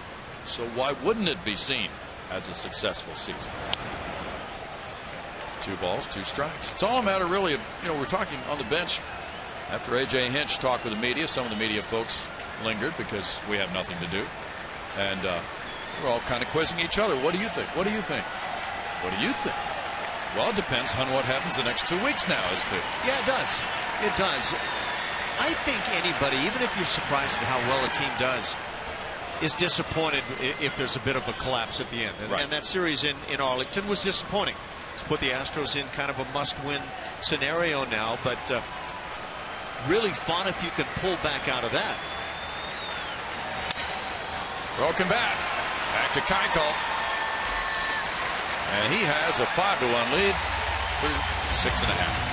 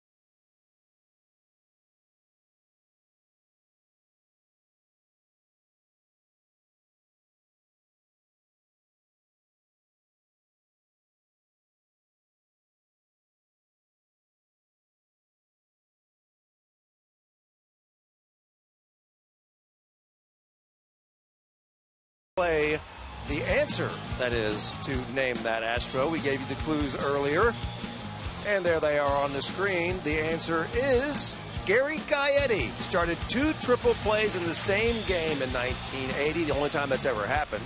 He was also named the first ever manager of the Sugar Land Skeeters. Also served as a coach for the Astros back in the early 2000s. Gary Gaetti is the answer. Guys, did we get any tweets that got that right? I haven't been checking, Ash. Did you know, I did. I saw. I see we got a Phil Garner. One. Yeah. Okay. Well, let's see. Gary Poole. There's one. And Astro got it right. Yeah. Alan Ashby's always good for a guess. Doggone right. Was he correct? Well, I got an early guess on it, and Gary Gaetti. That question about managing a Texas team, that was a good one. Yeah, it was. Jake Marisnick with strike one is up for the 3rd time. Mike Morin is in the game. Cesar Ramos struck out the only man he faced, Jason Castro. Jared Weaver went 5 2/3 innings, allowing 9 hits, 5 runs. There's a ball to make it 1-1. He walked 2 and struck out 5. Weaver threw 108 pitches, 67 were strikes. Ed Astro got it right for me. Okay. Off-speed pitch, and it's 1-2 for Mike Morin, 24 years old, from Andover, Minnesota. 3-1 with a 6.04, but this month his ERA is 0. Foul back. Marisnick trying to lead off here by reaching the 7th inning. Yeah, there we got one.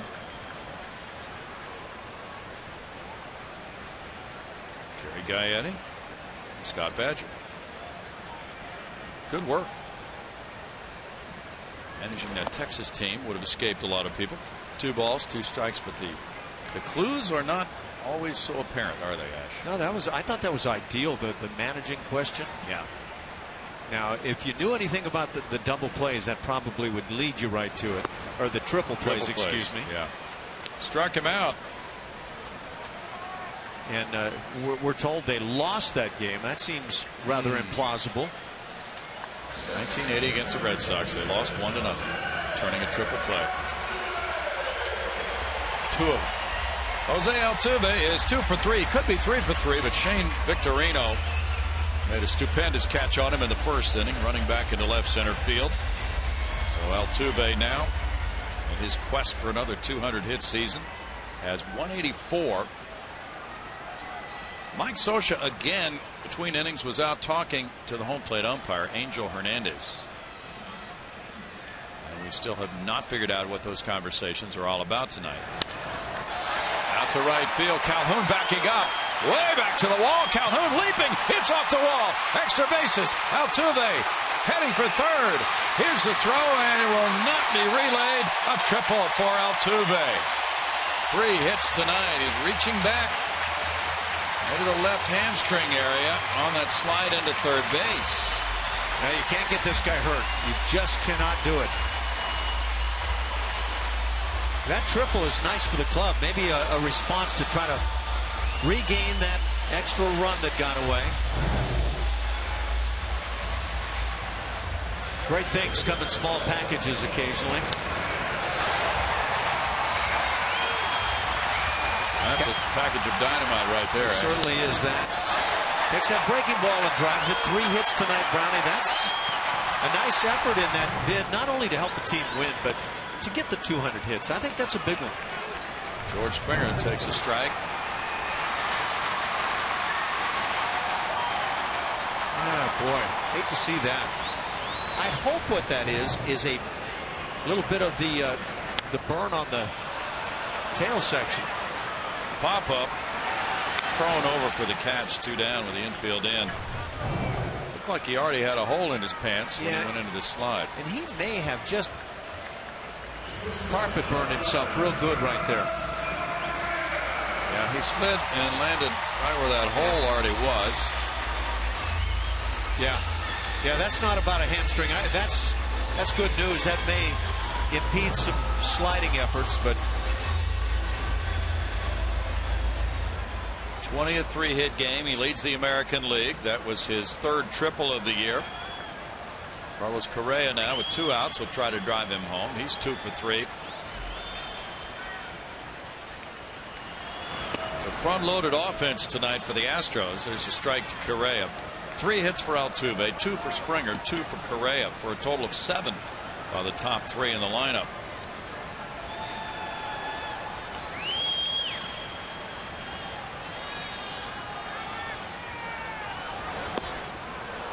Oh, 2.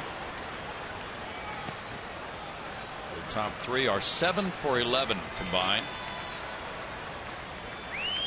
Altuve 3 for 4, Springer 2 for 4, Correa 2 for 3. Nice looking boots.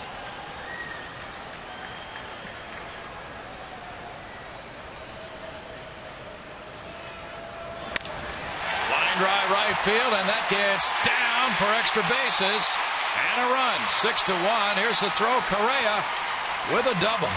That throw came over his head toward third base. 3rd hit of the night for Correa. It's a 3 RBI game for him. 56 for the season.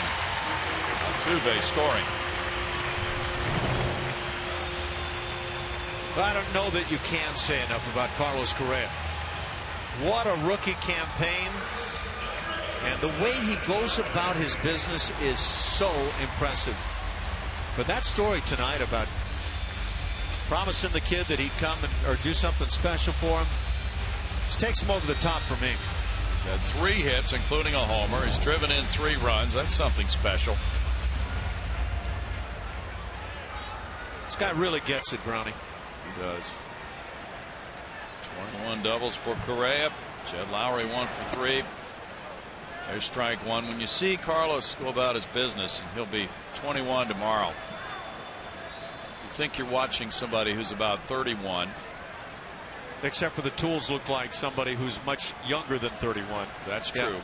Yeah, he's almost too good to believe, but it's for real. And it's not only about the athletic part of it. It's the interaction with fans, the charity work, things of that nature. Now he's looking for opportunities to be the right kind of person. Lowry punches out, and the Astros get a run on 2 hits, leave a man. Moving to the 8th inning, they're up by 5, 6-1.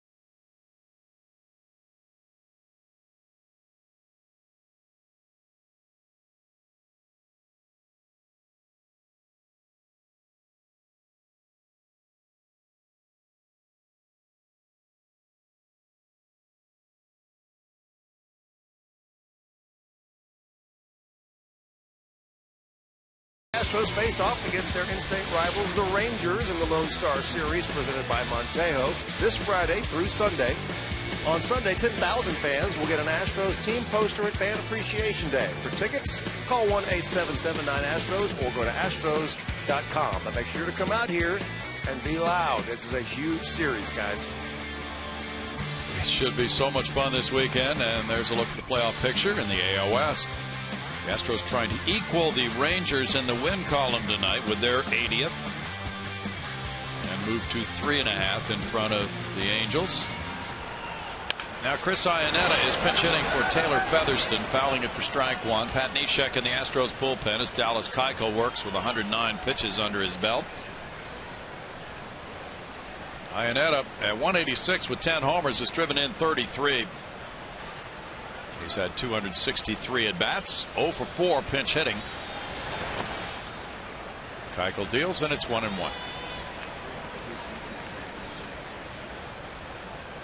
It appears this is the final inning for Dallas Keuchel with Neshek warming up. He began the night 13-0 at home with a 1.49 ERA in this ballpark and has pitched superbly.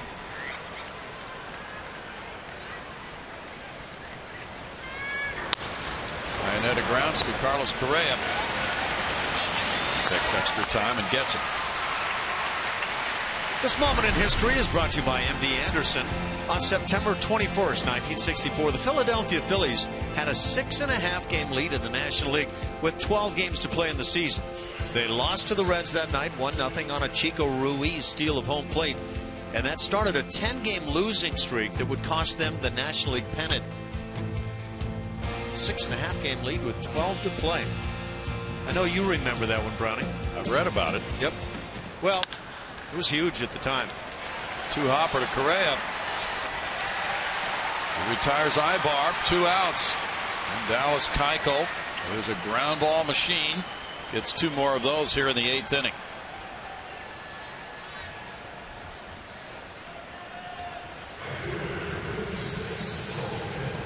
Twelve ground ball outs in this game for Dallas. Cole Calhoun is 0 for 3. Keuchel with a win tonight would be 14-0 at home, which would be a new major league record for the longest home winning streak to start a season.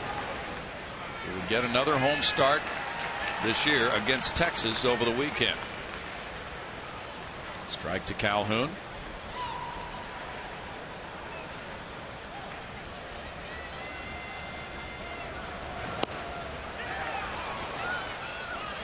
One and one.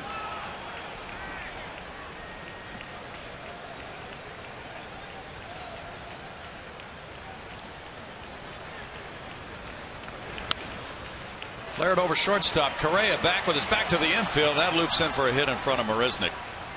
A 2-out single by Calhoun.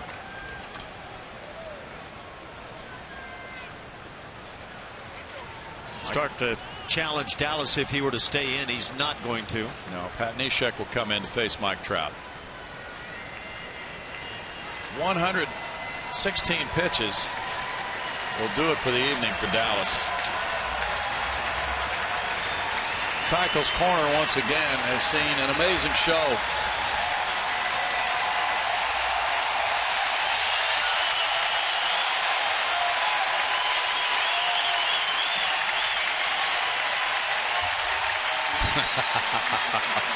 Love that sign.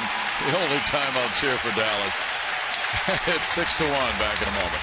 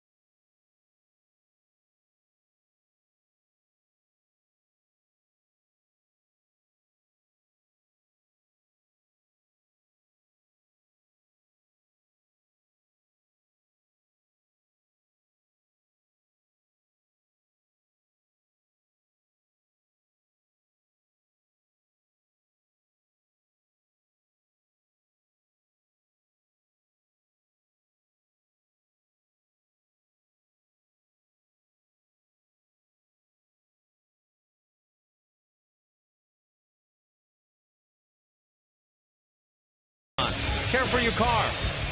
As you can see, Lance McCullers will take the ball, trying to even his record at 6-6. Nice ERA on the year. Fine whip. He has been really good. Hector Santiago opposes. 8-9 on the year, 347. And he's pitched well for the Angels. 229 opponents batting average against, so they're identical in that regard.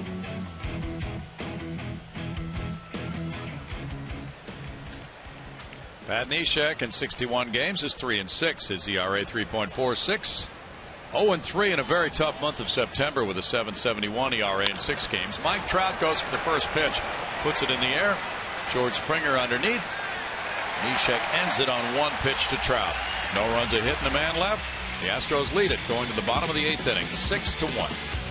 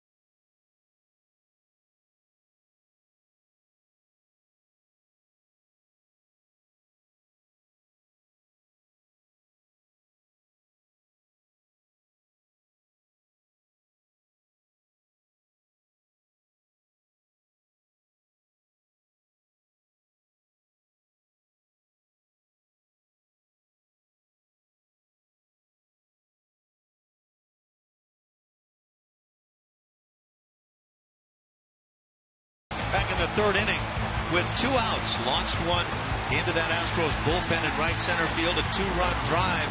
Took a 2-0 ball game. Loosened it up 4-0 for the Astros as they now take the lead here into the bottom of the 8th.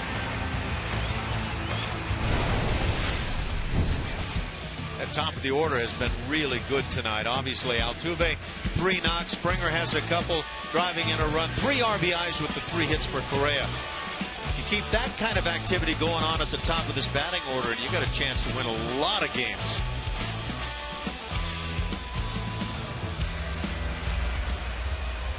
Wesley Wright, the longtime Astro, comes out of the Angel bullpen.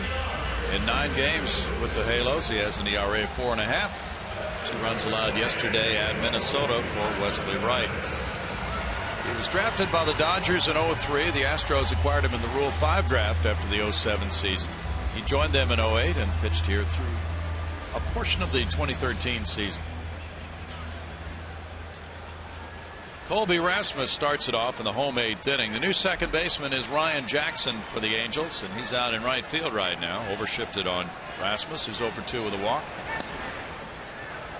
Strike. Mike Morin in 1 inning allowed 2 hits, 1 run with no walks, 2 strikeouts. Dallas Keuchel in 7 2/3 innings allowed 6 hits, 1 run, walking 1, fanning 6. His ERA is 2.51 now. He lowered it slightly tonight, which means it's about 1.43 at home, something like that. Microscopic.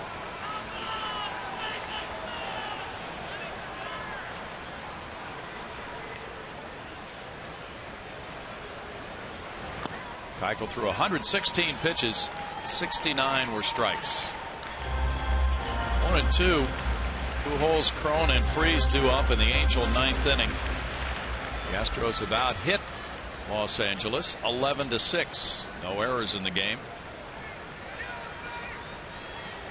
Angels had a doubleheader Saturday in Minnesota, and then a single game yesterday. Bounce foul.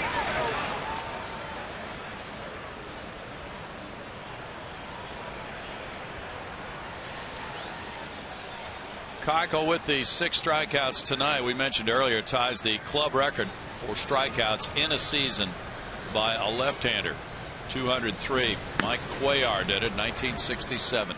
Josh Fields is working for Houston in the bullpen.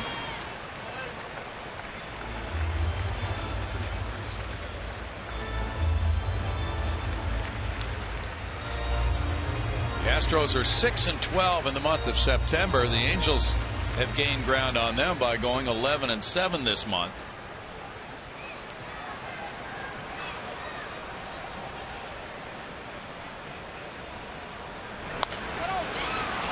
First baseman Cron goes for it.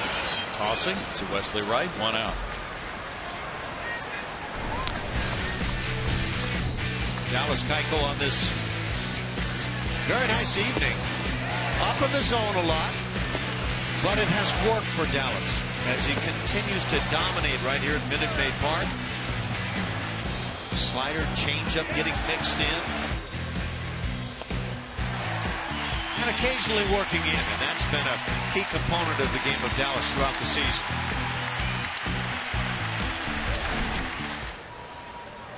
Evan Gattis hit the 2-run homer off the Chick-fil-A foul pole in left field. First time up. Fouls that one for strike 1.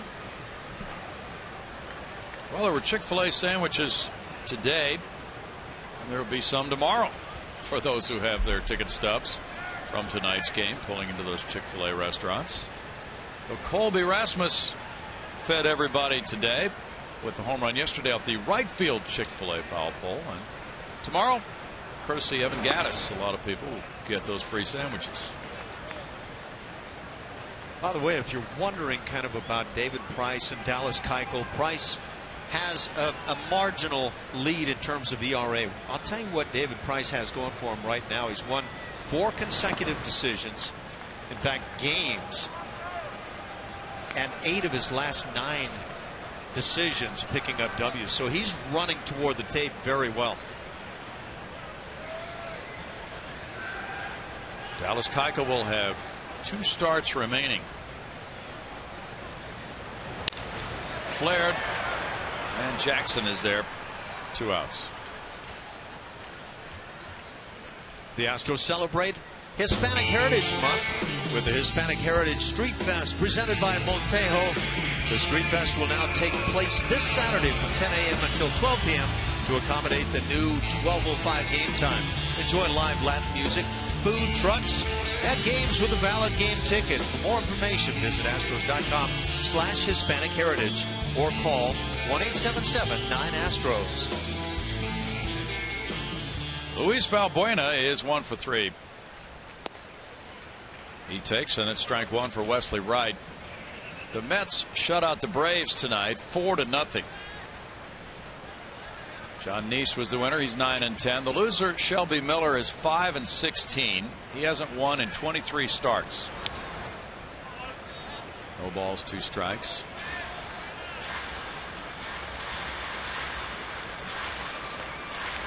What's happened with Shelby Miller? That's good stuff. We haven't seen him this year. Certainly been a rough stretch for the Atlanta Braves, though. He had an ERA of 3.00, and that's what it is now. He gave up 2 earned runs in 6 innings. Not too much wrong with that for a guy who's 5-16 with an ERA of 3. And that's hard to go out there with those numbers you just talked about and go that long without a victory. Boy, it is.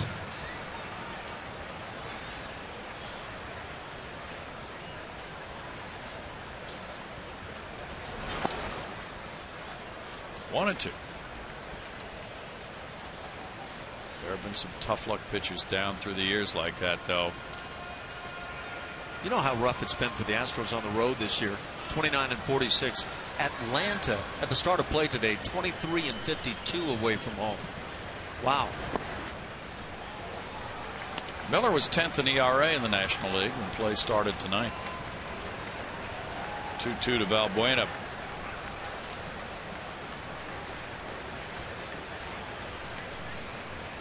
Some of those guys who lost 20 games pitch pretty doggone well.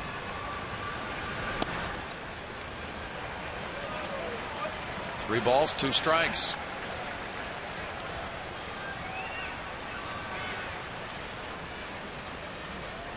You know the old saying, Ash, you have to be a good pitcher to lose 20 games. It sounds contradictory, but the thought being your manager would not leave you in the rotation if you weren't pitching well enough to win. Long time saying, put out there by some former 20-game losers. Roger Craig is the guy that I first recall fitting those shoes. Yes, Roger Craig did do that. Some of those pitchers on the Mets in the early years of that franchise, well, he was one of them. They didn't have many options, I don't imagine, in those days. No. They were 40 and 120 their first year.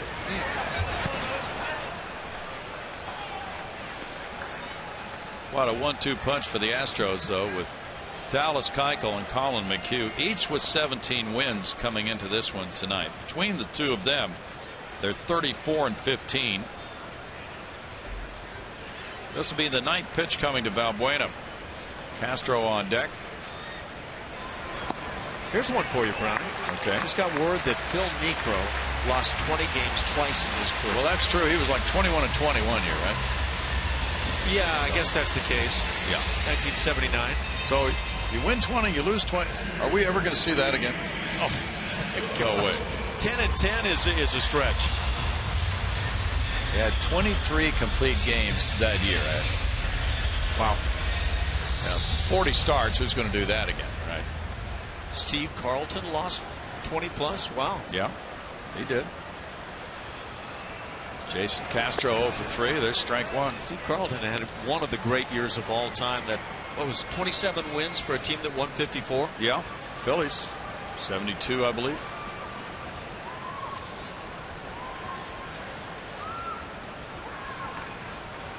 That's amazing that a pitcher could rise that often above the level of play of his team to win 27.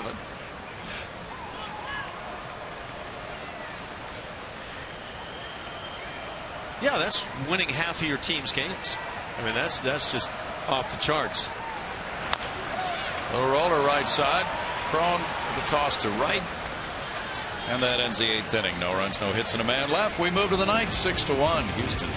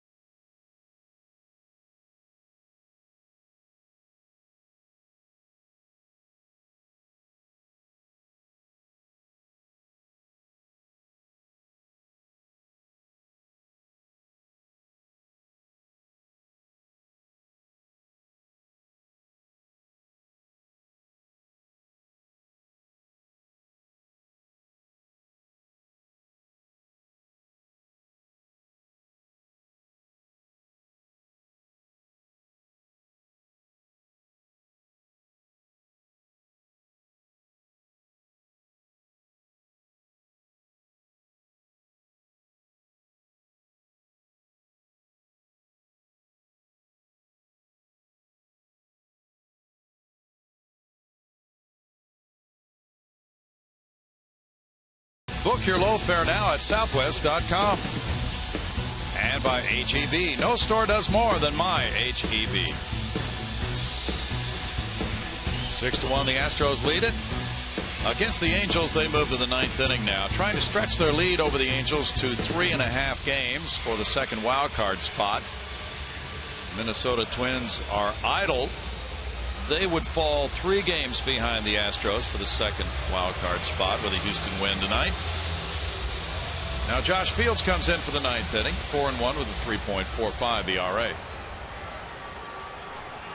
Just a 200 opponent's batting average against, and the strikes to walkout, their walks ratio very good on the season.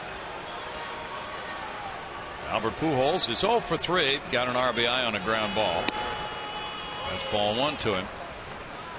The Angels have averaged 2.94 runs per game against the Astros in the 16 games they've played this year. Only one team has kept another team down as well in the majors, and that's the Cardinals against the Brewers this season. 2.27 runs per game for the Brewers against the Cardinals this year. So this Angel offense has struggled to score, and in fact with 1 run tonight has scored a total of 48 runs in 17 games against the Astros.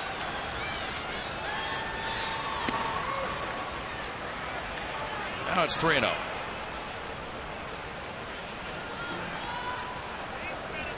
I mentioned the Cleveland Indians will be the opponent for the Minnesota Twins in their next series starting tomorrow night. Cleveland has moved up on Minnesota. The Indians are now at 500, 74-74. They're putting on a late rush, and they're in the mix. 3 balls and a strike. Now Cleveland is a game and a half behind Minnesota. So the Twins will be battling an opponent with excellent pitching. And the shortstop, Francisco Lindor, very good player. Altuve goes out into shallow center field. He's looking out for Marisnick, who's there. 1 out. Mr. Routine, Jake Marisnick. C.J. Cron is 0 for 2 with a walk.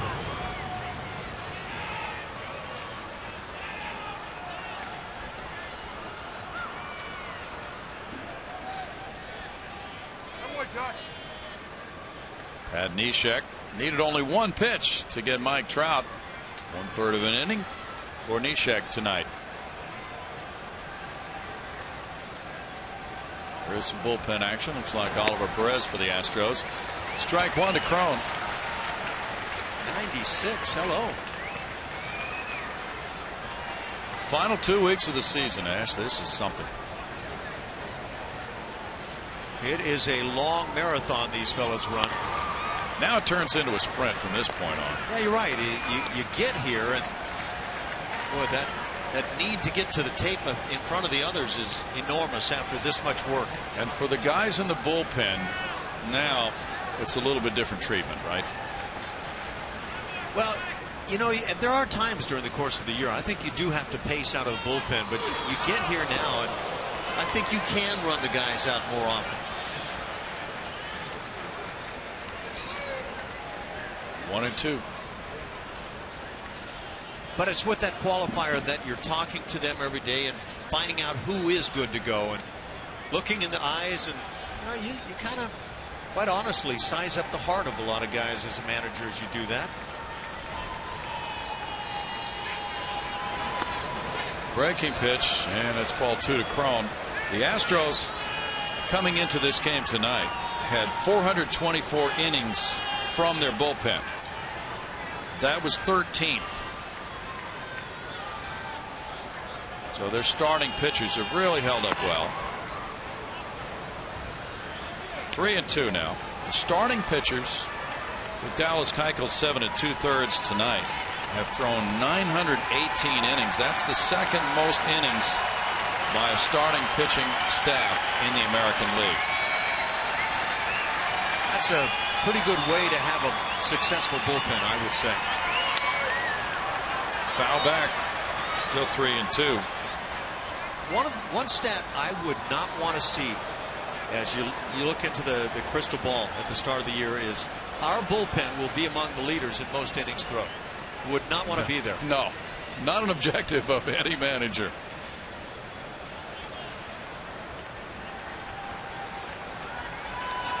The OPS against the Astros relievers is 629 for the season. That's the best figure in the American League. And a punch out for out number 2 for Josh Fields.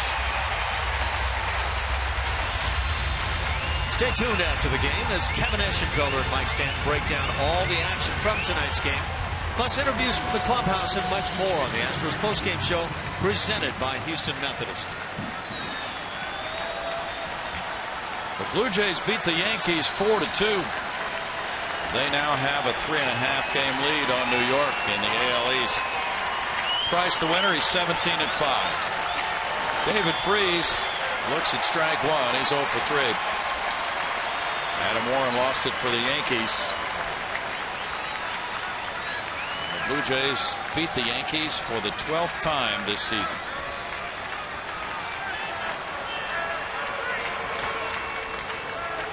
One and one. So David Price joins Colin McHugh as a 17-game winner. Dallas Keuchel would like to be an 18-game winner and might be a pitch away from getting there.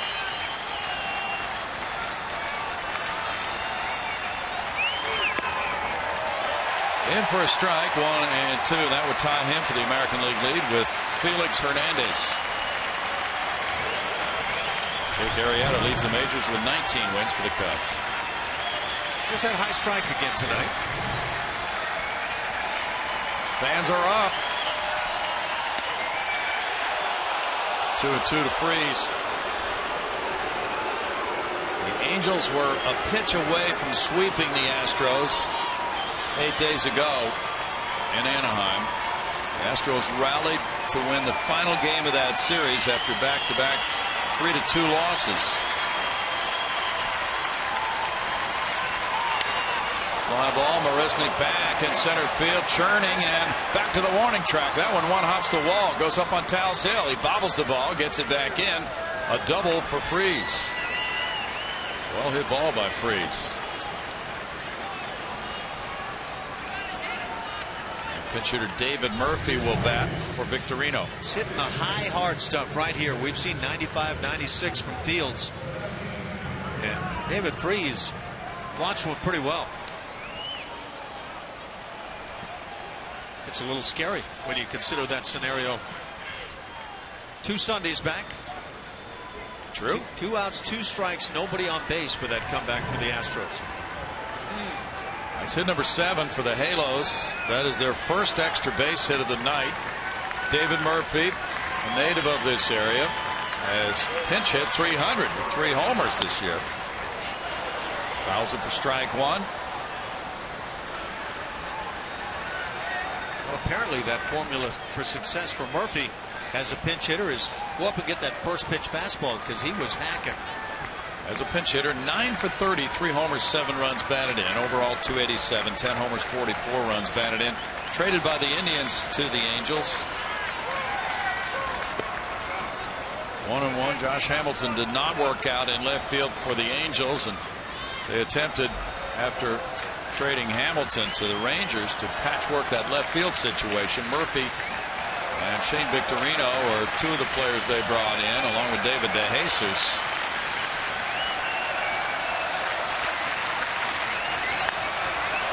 Up the middle and by Correa into center field. Here's Freese coming to the plate. Marisnik with a throw that's cut off, and it's 6-2. On the pinch RBI single by Murphy. He drilled that ball.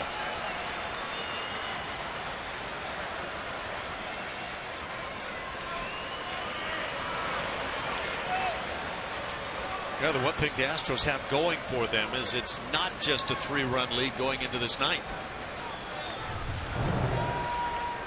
Another pitch left up.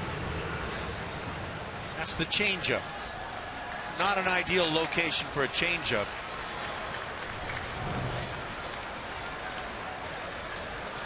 Now there's action in the Astros bullpen. Looks like Luke Gregerson warming up. The closer, Carlos Perez, the batter. He's 1 for 3. Ball 1. That's the other part of the pattern of bullpen usage for contending teams in the final 2 weeks of the season. Leave nothing to chance. Oliver Perez had been warming up. He's loose now.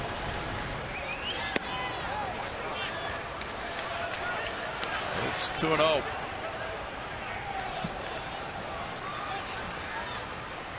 Fields is unleashing the beast here in the inning, no question with the velocity, but that beast is up a lot. Matt Joyce is out in the on-deck circle. Jackson due to bat next. In for a strike.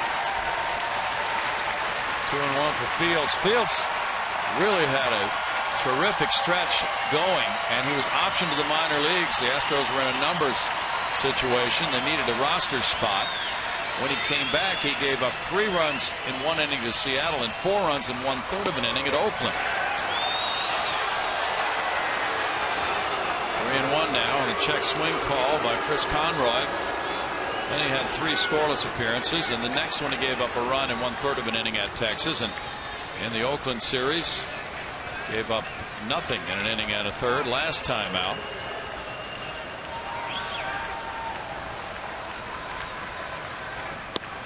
In for a strike. 3-2 to Perez.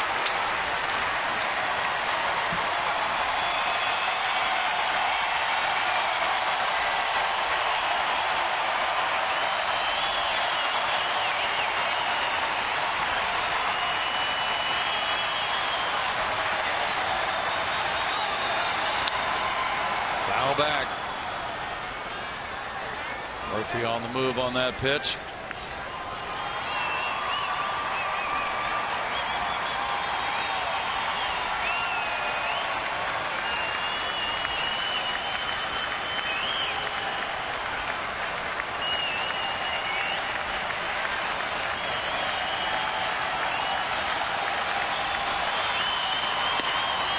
Ball 4. Keeps the Angels alive. The appeal went to first. A check swing call goes the Angels' way. And now the pinch hitter, Matt Joyce. What you can't afford now is one more base run. That sets up the potential tying scenario. A.J. Hinch is coming out. It now is a save situation if he makes a pitching change. And he has done that. Oliver Perez, the lefty, coming in. Matt Joyce going back toward the bench. We'll see if there's a corresponding change with the score 6-2 Houston. Back in a moment.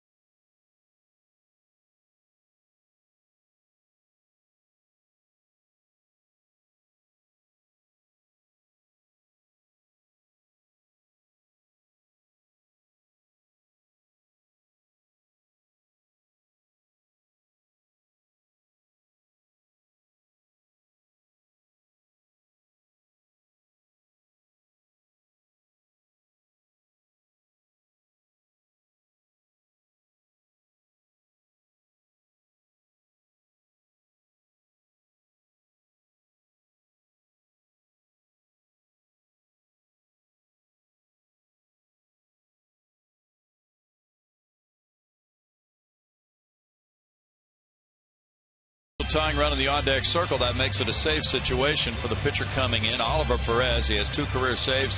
Has not been in a save situation this season. In 61 games, he's 2-3 with a 4.14 ERA.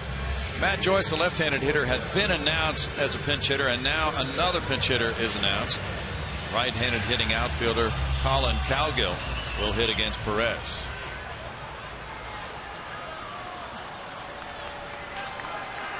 Perez took the loss at Texas 6 days ago, giving up 1 run in 1/3 of an inning.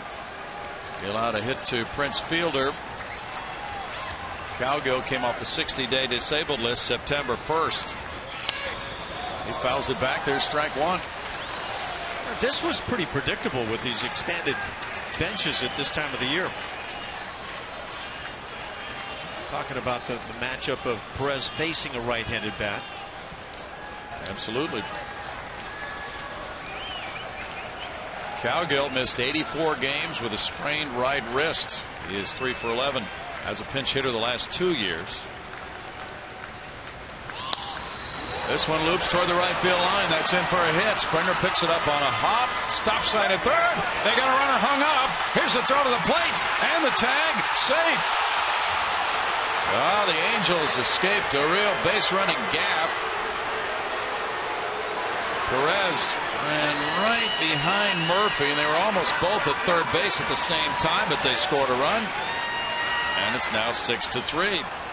And you bring the potential tying run to the plate. And this is where you did not want to get here in the inning.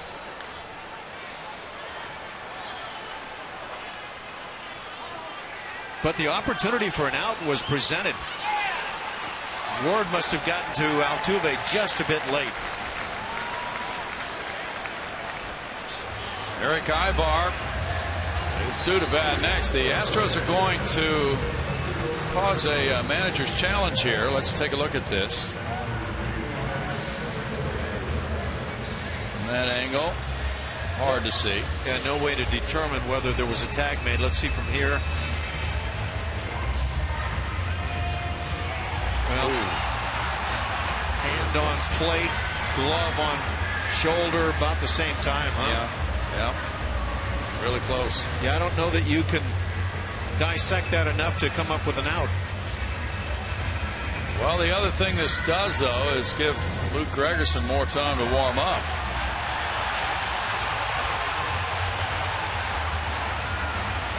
Well, he is not throwing at the moment, so evidently he's ready if needed. That's certainly not the reason for this replay challenge. And now it gets dicey, and the Angels try to do what the Astros did to them 8 days ago.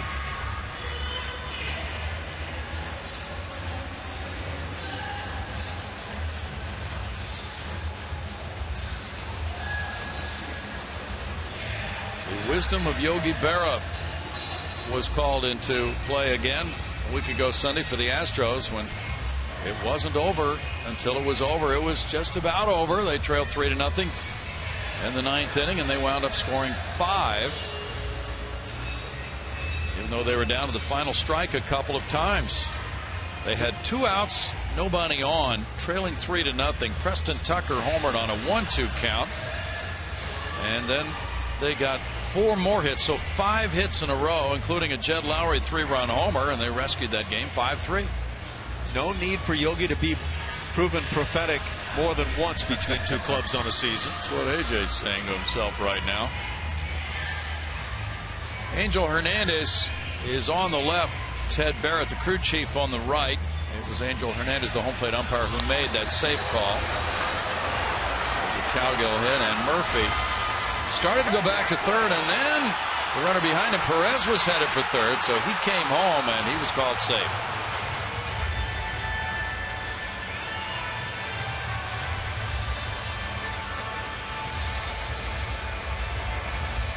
This is really going to be something if this is overturned, because the game is over. I would love to see that happen as much as anybody, but I can't. From what we've seen, I just can't imagine where that comes from.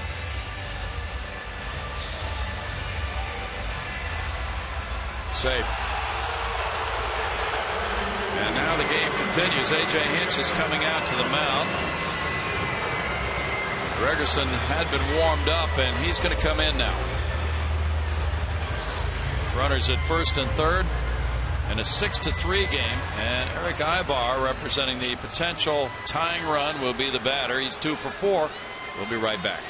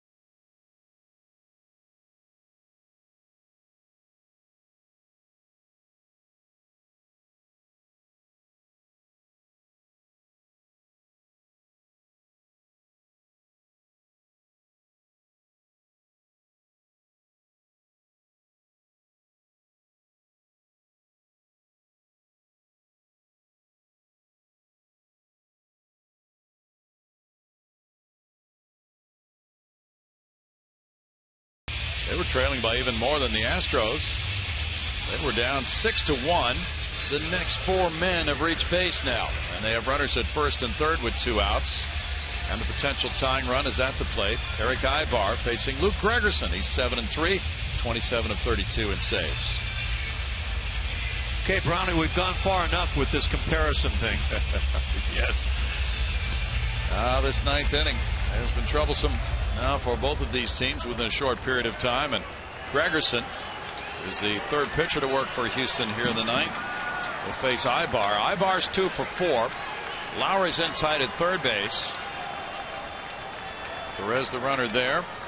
Cowgill at first with 2 down. That's strike 1 for Gregerson to the 7th Angel to bat here in the 9th. By the way, on the hit by Cowgill, he did not get an RBI. Murphy scoring on what was ruled a fielder's choice.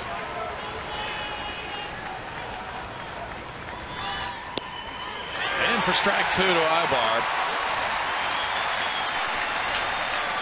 Calhoun is on deck. Gregerson takes a walk. Gregerson closed out the 5-1 win yesterday over Oakland. He had been warming up when the Astros had a 3-1 lead. They got 2 runs in the 8th, and he was brought in anyway, so did not get a save in that one. In the dirt. 1-2 to Ibar. If Ibar reaches, Calhoun bats with Trout on deck. Nice job by Jason. You can see the glove stayed down nicely that time. And he got to his knees right at that last instant. Gregerson was away from the club for 3 days for the birth of a baby boy, his first child. He pitched in games Saturday and Sunday, so it's his 3rd straight game.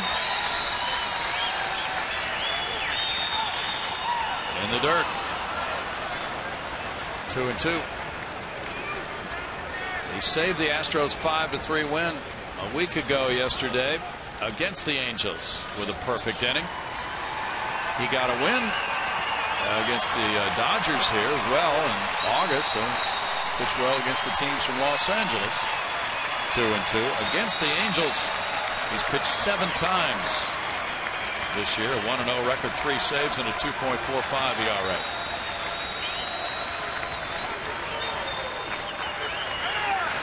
Ibar bounces. Altuve's there and throws him out for the final out. The Astros beat the Angels 6-3 for their 80th win. They now are 3.5 games in front of the Angels and 3 games in front of the Minnesota Twins. Carlos Correa, one of the big figures tonight, the top of the lineup. Superb. Altuve with 3 hits, Springer with 2, Correa with 3. So we bring you up to date on the standings right now. The Rangers, who were idle, are at 80-69. The Astros 80-71. 1 game out. The Halos trail by 4.5, 3.5 behind Houston. In the wild card, the Astros leading the Twins by 2.5 and the Angels by 3.5. I believe they lead the Twins by 3 right now. It's 6-3 the final. The Astros win it. Back in a moment.